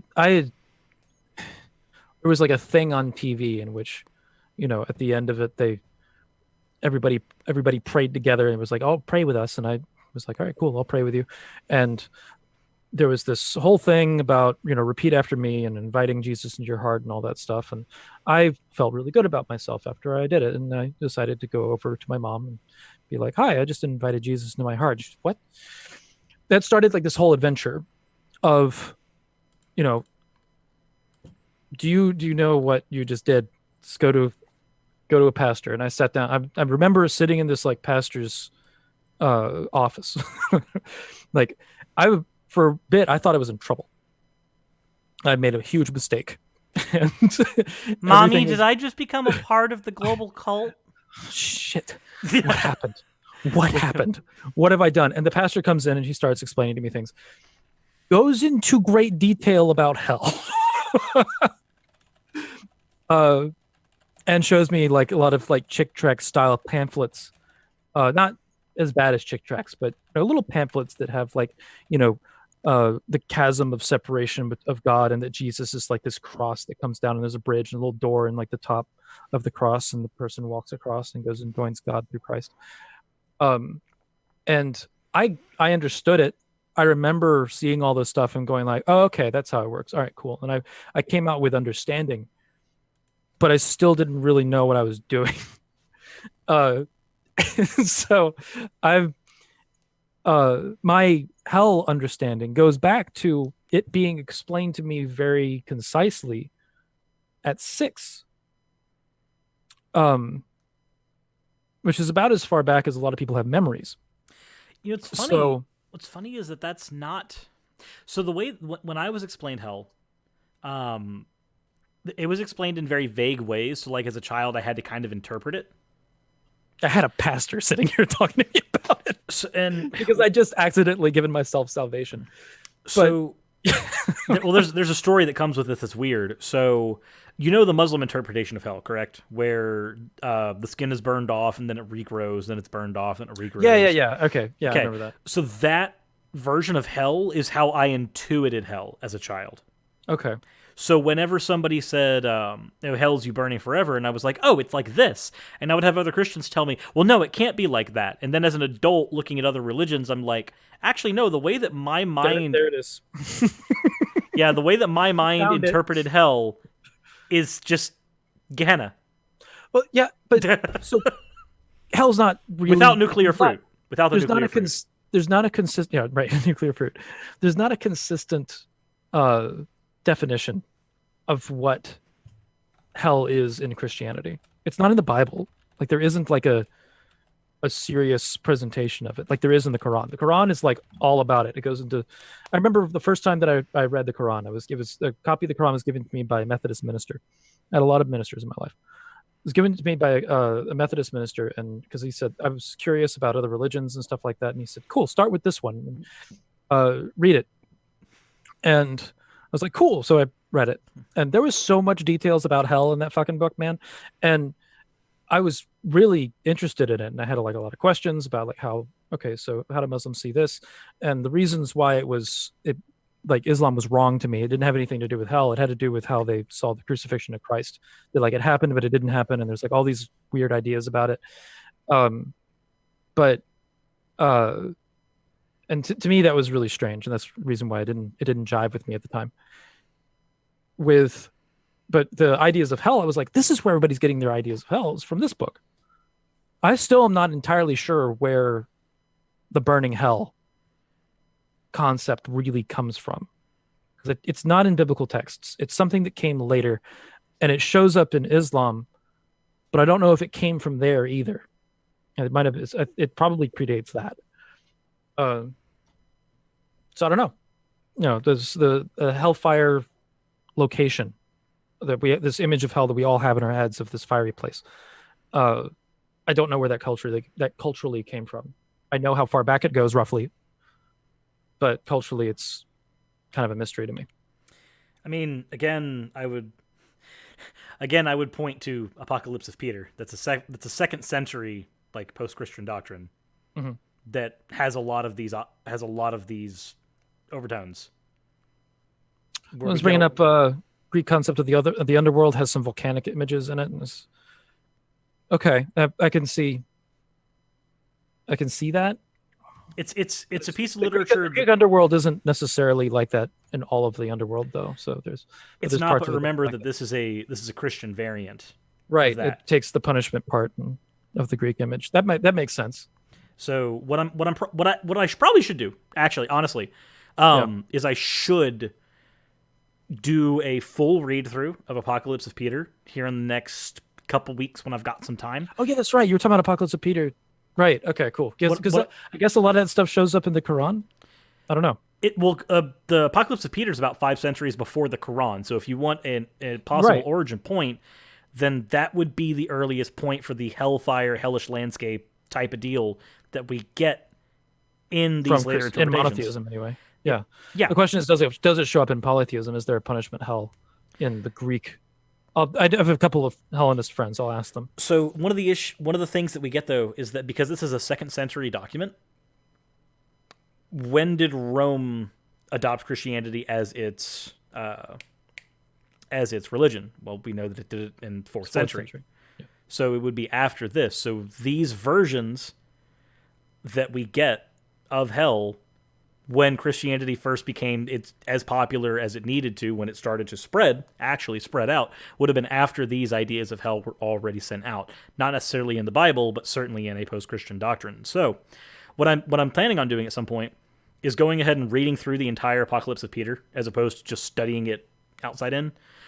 Go through the entire book, and then make a video with my thoughts and some of the history behind the book. Some of the history behind where we see this imagery appear elsewhere. I'm going to chase down Quessa. Quessa is in the live chat talking about it's associated with Tartarus. Yeah. Yes. And and not necessarily with Hades. So I'm interested in chasing that down, talking to a couple of Hellenists and finding what sources that are being referenced. This would end up being a couple of episodes. Like, it could end up being a hammered out episode where we discuss it in depth. It could also be one of my episodes for LHAC where I go, hey, there's this book, there are these ideas, here's where we see it paralleled elsewhere in later literature. This is probably, like, Christianity ganks so much from polytheism that whatever's not in the Bible and in the tradition probably has some kind of origin in a horribly misinterpreted belief in Greek polytheism. That's regularly happened, that it's like, the Greeks believed this, but it was okay. I'm just imagining Disney's Hades going, yep. That's one of my. Let's get real for a second. That movie pisses me off. So it probably pisses us off for different reasons. Yes, it probably does. So because it makes me mad too. My thing with, and this is the case with like Clash of the Titans and Hercules and all this stuff, the depiction of Hades as evil is simply Christianity mapping itself out over a culture, and then we look at Greek mythology. We look at it through that lens. Right. We look at it through the lens of, the guy that's in the underworld, he must be evil. So we ascribe all these motivations to him. We've got different reasons for this, but this will be interesting. I'm going to wait for yours. So when we see stuff like Hercules, Disney movie, which is totally not Heracles. But when the god of death, caretaker of the dead, is depicted in this evil fashion where he's trying to take over the world and overthrow, and it's just like, okay, why? And it shows up multiple times where Hades is just like this overly evil thing, and there's no understanding of him whatsoever. And that's I'm frustrated. Same thing happens with the Norse goddess Hel, where she's depicted in Ragnarok terribly. Mm-hmm. So that's more frustration. But anyway, over to you. What's your frustrations with the? My frustrations are production. My frustrations are all with production. So you're familiar with the artist who penned the style of the Hercules movie, correct? Talking about Bluth? No. Who?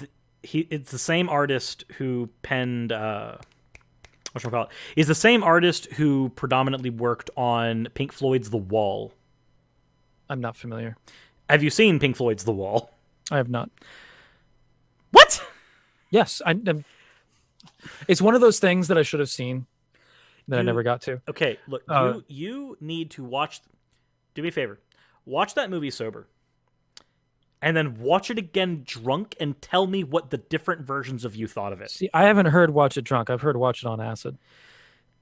I don't think that movie is something I would recommend somebody watching on acid. Okay. I can see that turning into, especially the courtroom scene in that movie, I can see that destroying. Yeah, I have no. Okay. It's Greek to me. I don't know what's going on. We're talking about Greek anyway, so here we are. Yeah, that's the reason why I choose my words carefully. The imagery in The Wall is something that I'm fairly certain, depending on what substances you are on, could actually trigger a negative reaction in somebody. Now, the artist who makes this imagery is the same artist who did Hercules, which is why Hercules looks so tonally strange. Not to mention, speaking of the Hercules movie being a little, not tone deaf, but certainly doesn't quite know what tone it wants to go for, we have a movie about... It is a very confused film. We have a movie about Greek mythology penned by the guy who's made... It would be like if you had R.L. Stine pen a Disney movie and said that and made it for kids. Okay. And the music we're going to use? Gospel. That was also strange. That is a movie that is so... It's not a bad movie, but it is a movie that is so tonally confused in what it wants to do. It's not inspired by its source material. No. It's inspired by literally every other possible thing, and it's confused in its tone in such a way that just... It's production stuff that Right, bothers me. why is it gospel music? I do not know. It's I don't have a problem with it. I just don't know why. so it. I guess this shows the difference between how you and I look at movies sometimes. Because like for you, it's a lot of the historical inaccuracies and stuff that get to you. It's a lot of the theistic inaccuracies. I'm also looking at tone though on this, like as far as like just a homogenous. So this is something we share then. That's a very tone confused movie. Trying to think about no, because I'm like I look at the history thing of movies as far as when there's a depiction of mythology and stuff, I get frustrated with a lot of things, and historical inaccuracies and so on. If listen to me talk about Vikings, I'll get really mad about a lot of things, including how the religion is represented, how heroes in the sagas are represented, and then I'll get also frustrated with things, it's like just storytelling issues that like the Viking series also has. Alex, same way with Alex this, I'm just like realizing like why is their gospel music being used as a source for inspiration in a animated film about Hercules? Is it to try and push familiarity into it? Is it trying to do something else? I think because it is primary. So like here in the States, which is primarily where Disney markets, they know that they wanted to have a representation. Like Shanna in the chat mentioned that they had a representation for muses. So to represent muses, they used gospel because muses singing religious music makes sense to your primarily American audience through the lens of gospel music. And I don't have a problem with it necessarily. It's just we explained it that way. It's like, okay, well that makes sense, but it's just weird. It is strange. Alex Hannah in the chat said that I really wouldn't call The Wall gospel. No, I'm not saying the music in The Wall is gospel. The Wall's rock opera. It's a rock opera. No, we're saying that the music in Hercules, which is penned by the same artist as The Wall, is gospel music. Like that's the genre that it is.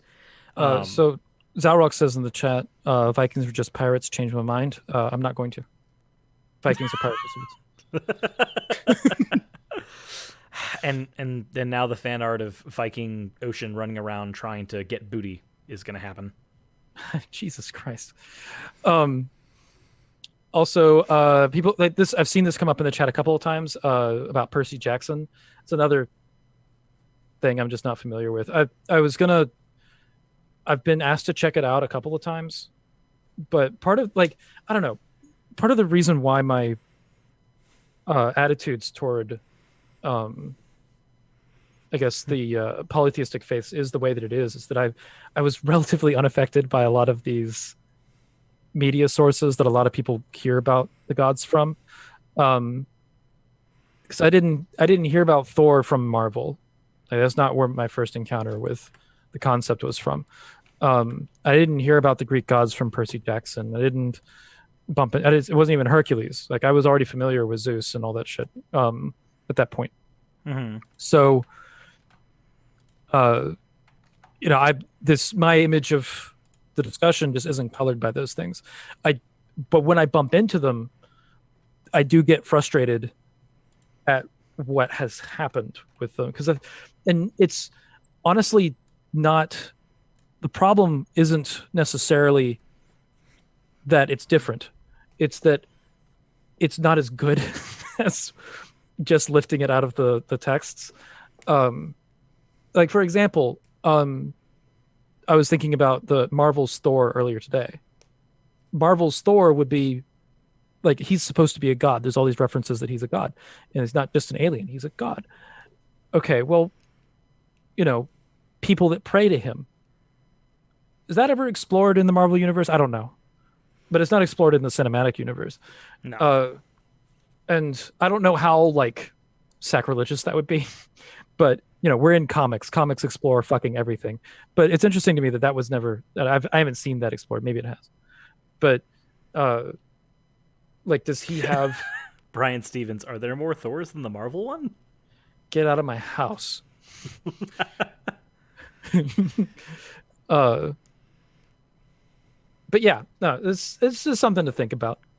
Because I've looked at that a couple of times and just been like, well, you could have done this a little bit. You could have switched this up. And Hel, for example, the goddess or Hela in the Marvel universe is depicted again. She's goddess of death, so she's this evil thing. In the legends, she's not. So her mythic representation is something completely different than what's in the Marvel universe. And having something in the Marvel universe that has the relationships and the attitude that the mythic hell has, I think would have been way more interesting than what they did. So that's my rant. There's your rant for the day. Yeah, there it is. And we're talking about hell, so this is relevant. The hell conversation got us to technical difficulties. It got us to talking about Zelda and Metroid. It got us to some awesome and also some weird fan art. And it's gotten us to the Marvel universe. Here we are. And Shanna V says in the chat, aren't death gods and goddesses usually very neutral? Yes, that's the point. And they're usually, because death is just death is an inevitable thing. It is neither good nor bad. It is just a thing that you have to contend with slowly. And death deities are usually very chill. Hell in the Norse concept is a very chill goddess. Hades is usually seen as a pretty chill deity. I know World of Warcraft is usually a bad example for this, but Bwonsambi, one of the Death Loa from World of Warcraft, is a good example of this as well. He's Loa? They use the voodoo. Yes, for voodoo? Okay. Because again, this is another thing that I don't play World of Warcraft. I've never. So the trolls in World of Warcraft worship Loa. They worship voodoo deities because they have a voodoo culture. The night elves worship. Is that racist? Worship the moon. It might be, but I'm not certain. Somebody can let me know if it is. But the backward orcs have the African spirituality. Actually, they're not backward orcs, because in freaking they're trolls. But so in Warcraft lore, trolls are part of, like, they're actually native to Azeroth, and orcs are not. Orcs are immigrants. Orcs aren't native to Azeroth. Anyway, I just like trolls. Anyway, yeah. Right. One of the trolls gods is Bwonsambi, and trolls. Now I just remembered what trolls are they're usually depicted as very African-esque, I guess. So the death god Bwonsambi that they serve, or that some of them serve, when you in the most recent expansion, Bwonsambi plays a very large role in the story, because one of the trolls that's a chieftain ends up basically saying that he and his family and his tribe will serve the death god. The death god helps them. The death god literally plays the role of the good guy the entire time, because he goes, "No, you've made a deal with me. You're my friend. I'm going to help you." Like, he's only bad to the people who see him as bad, but he's good to the people who see him as good. Right. The only thing that Bwonsambi does at any point is he just goes, it's weird to me that you guys never, or that no tribe of trolls ever talks to Bwonsambi, because he talks about himself in the third person. Says that no tribe of trolls talks to Bwonsambi unless it's their last resort, and that's the only thing that bothers him. Is that they only go to the death god as their last resort. There's a lot of conversation in the chat about trolls now, about how they're represented, and it's an interesting conversation. It's probably one that Joseph Alicott says Bwonsambi is the best WoW character, and he refuses to endorse genocide. It's true.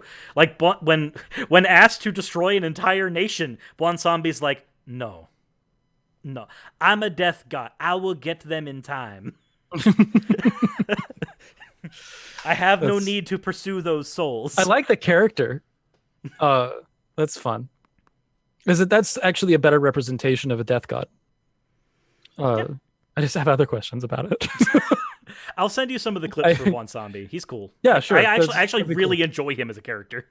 Yeah, that's more akin to lore, because there's a story in Norse literature about, and this ties into our hell. If you want to talk about afterlives, so there's a journey into the underworld in order to fetch Balder. This is one of the stories in Norse mythology that a lot of people are familiar with, but a lot of people aren't familiar with the part that actually hell is in, where Balder is killed through a series of events by Loki, and Balder winds up in Helheim, and a hero is charged to go to the underworld and plead with Hel to allow Balder to come back. And Hel's response is, but he's here. I have him. Why would I? There's no reason for me to let him out. And she brokers a deal. She's like, if you can get everything in the universe to weep for Balder, then fine, I'll let him out. And then the story goes on that everything wept except for one thing that was probably Loki, and Balder stays in hell. So, but it's not a hell is evil story. It's a hell is sovereign, and she brokers a deal. She's not being evil. She's just saying, look, if you're gonna, she's like, if this is the case, then fine. But as it stands, this is the way things work, and you have to break a deal with me.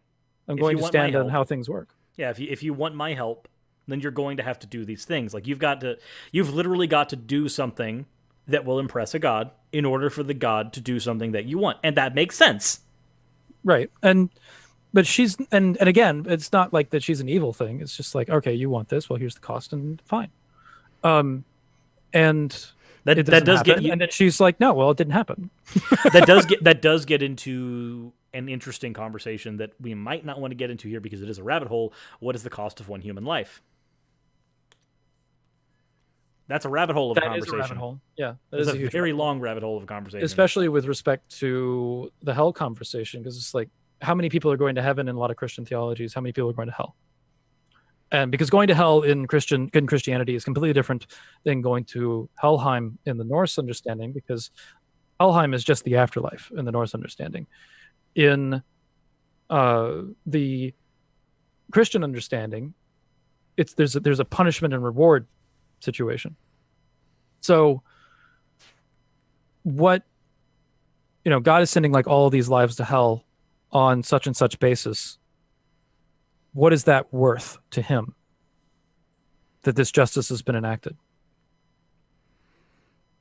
Like, what does God gain? Yeah. What does God gain by doing so? Right. Sci-Fi Mind says about 27 cents. Say what? Sci-Fi Mind says about 27 cents. About 27 cents. Okay. God gets 27 cents, or that's what a life is worth? Yes. Okay. I don't know. It's an interesting question. Some Nick J just asked, what's our view of where one goes after we die? I'm agnostic on the afterlife, but if you're gonna ask me like what my tradition would say, that my tradition holds about the Helheim, which so is my question. I think I have an answer for how much a human life is worth. Uh-oh. But I feel like if I feel like my answer will. I think the government answer is $2 million.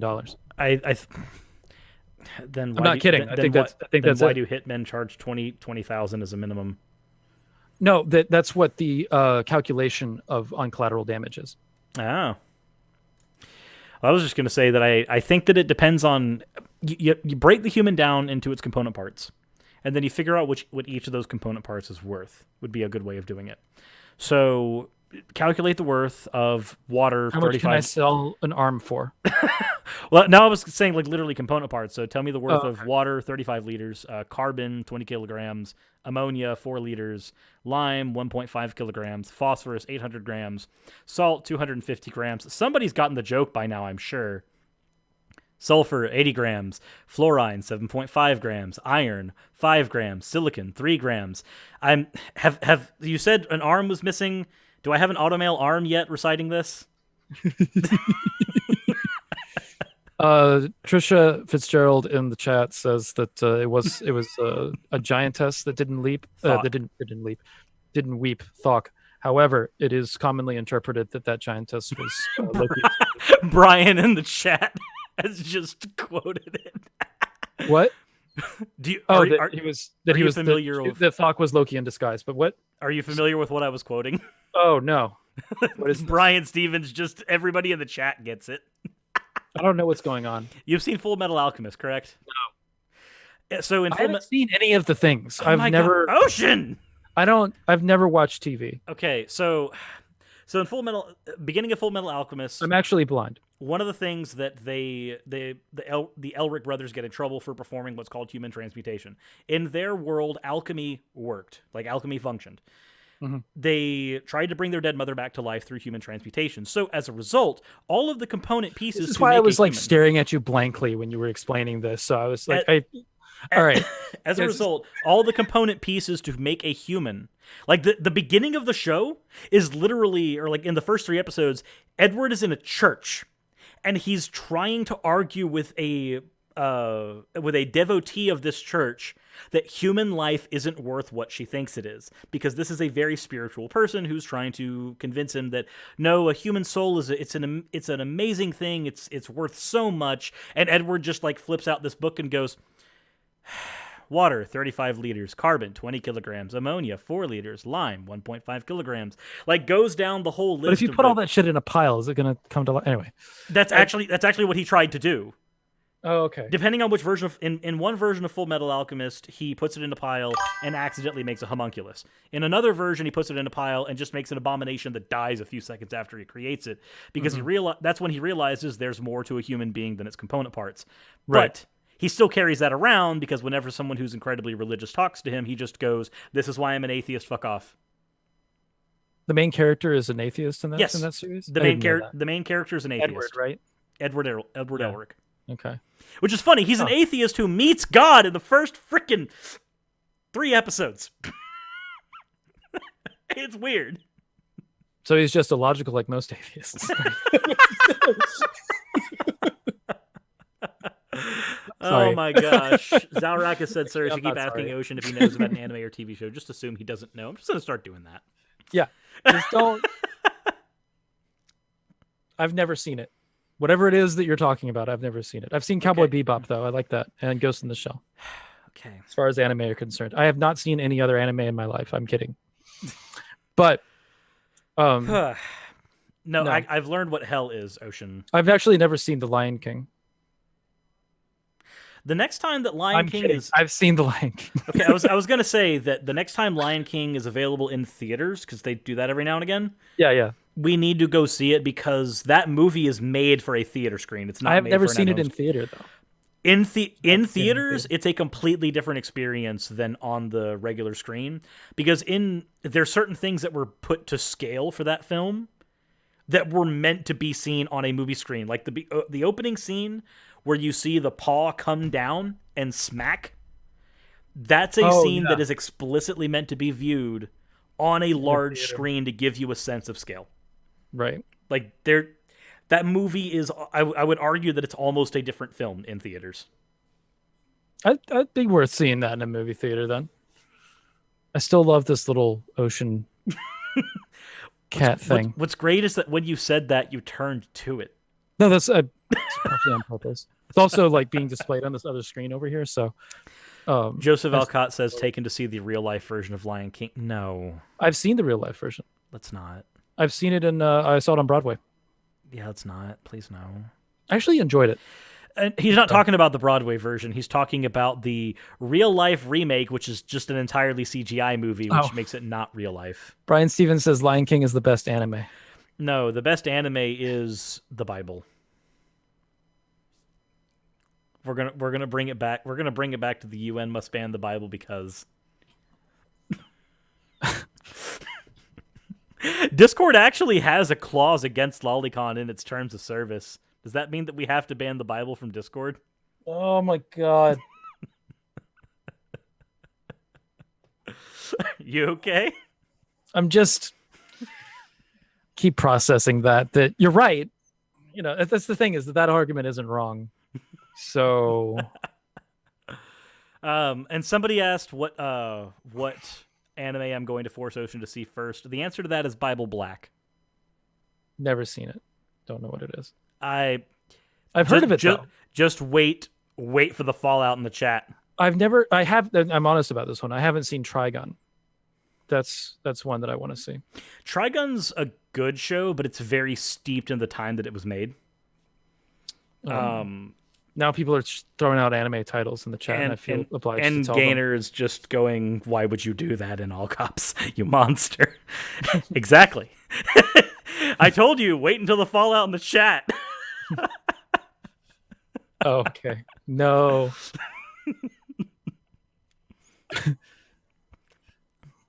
No. It's nah. If there were an anime that I would introduce Ocean to, and hell, there might be a series where we just talk about this anime. Like honestly, it would have to be Full Metal Alchemist Brotherhood, because Full Metal Alchemist Brotherhood is a series that is steeped so deeply in philosophy that it begets conversation. I have one of my favorite series is Evangelion. Everything about Evangelion's great except the last 2 episodes. You are incorrect. No. Their budget ran out in the last 2 episodes, and it's literally nothing but sketches running at 2 frames a second. That's what I love about it. No. Yes, it is. That's the worst thing in the world. No, that is awesome, because it shows, like, honestly, the reason why I think that it was just fine to put into production is that it's showing reality come apart in world as well. Now, that was not the intention. I know it wasn't necessarily the intention, but it's the effect, and it was what was happening. So, and there's a ton of projects that have wound up with things like this happening because they were running out of budget, and it wound up making something that was like, oh wait, this is totally meaningful. Anybody who's in the chat, check out the movie If. It has I've met him. Gator says, could there be a conversation about Berserk in the future? Of the manga? Sure. Speaking of hell. The Berserk anime is hell. The recent Berserk anime, it is hell. I haven't seen the recent one. I saw the OG one. There is no reason to have an anime running at 8 FPS if you have it as a CG anime. If you're a CG anime, there is no fundamental difference between running it at 30 FPS and running at 8, except for the stylistic choice, and the stylistic choice was ass. It has 8? Okay. Anyway, I haven't seen the newer one, but I saw the original anime, and I thought it was great. The original's good. So, If is a movie that has Malcolm McDowell in it. It ran out of budget towards the end of their shooting, so about half of the movie is shot in black and white. It adds so much to that fucking movie. Which scenes are in black and white is totally arbitrary, because it has to do with their shooting order. It does not have to do with a conscious choice by the director, but it works. So check out the movie If. Malcolm McDowell's awesome. I've shook his hand before. There are some times where when you have to cut things down for production, it can do well. Yeah, I would just argue that Evangelion is not one of those times. I think that's awesome. So like I have no problem with any creative decision that was made for Evangelion. So for me, as somebody who grew up on the N64, I understand what it means to work with something that has very limited space and having to make cuts accordingly. Yeah. There's times where it's good. I would argue that Evangelion Evangelion for anime budget cuts is what Turok 1 was for video game cuts. I never played Turok 1. The issue with Turok 1... I heard horror stories, though. The fog. Your character... So, like, Turok 1 just recently got re-released on the Nintendo Switch, the Xbox, and on the PlayStation and on Steam. They were able to roll the fog back because it's an old N64 game. It doesn't hurt processors anymore. Right. So you can... The game's playable now.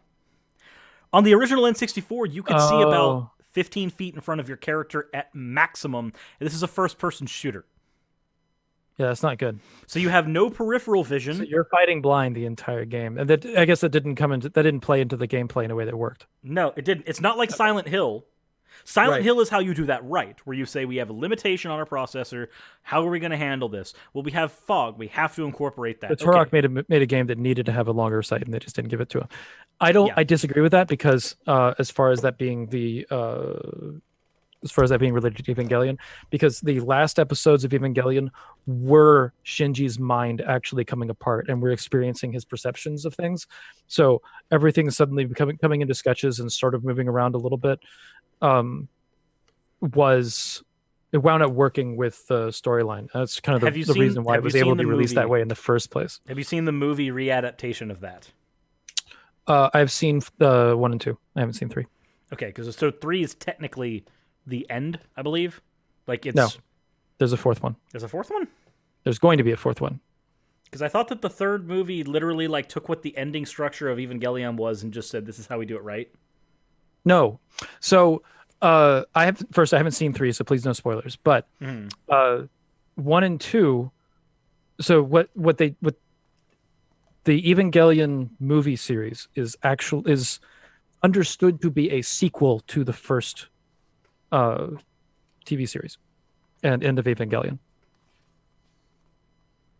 The ending of Evangelion restarts everything, and everybody's going through the same motions again, except they've learned. That's why you're seeing characters do things that are completely different. Question just pointed out, I'm talking about the older movie. The movie that's called The End of Evangelion. Oh, you're talking about End of Evangelion? No. Okay, so End of Evangelion versus the series is so End of Evangelion is supposed to be like the external of what's taking place, whereas the series is more of an internal.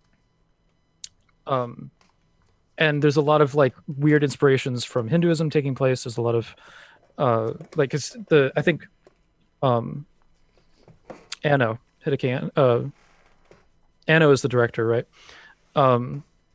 He was going through some serious depression at the time. He was trying to make all of this work, and he had a lot of spirituality like influences in how like that whole thing was structured. So there's a lot of like Eastern 12-minute elevator scene. Yes. Are you talking about when they're staring off from each other? No, they're just in the elevator for half the freaking episode. I love those choices. No, I think because so that's not an artistic choice. Anno was trolling his audience too. Because he was getting lots of hate mail about Evangelion, and so he decided to respond to that hate mail by making things that he knew would piss off those people even more. Well, and that's to do with like the psychological state of him and the creative freedom that he had in the process of making this. You can't convince me that anything was wrong with Evangelion. You are an Evangelion apologist. Correct. I'll own the title. I don't think we can be friends anymore. I'll own the title. I don't think we can do this. I can't do this.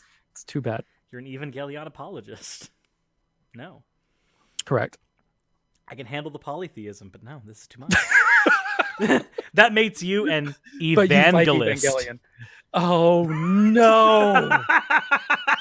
Quessa, thank you. Oh no. Ocean has left the building. I quit. I think that's a wonderful way to end. That's a wonderful way for us to end on. Thank you for turning out, guys. No, he's coming back. He's coming back as the madness continuing. I see that you have the headphones on, sir. You have returned. I quit. Well, thank you guys for tuning out. I know that, or tuning in. I know that this has been an interesting episode so far. Lots of tangents, lots of fan art, and just beating things on his desk. Thank you guys for coming around. We will see you guys next Thursday, and I'll see you guys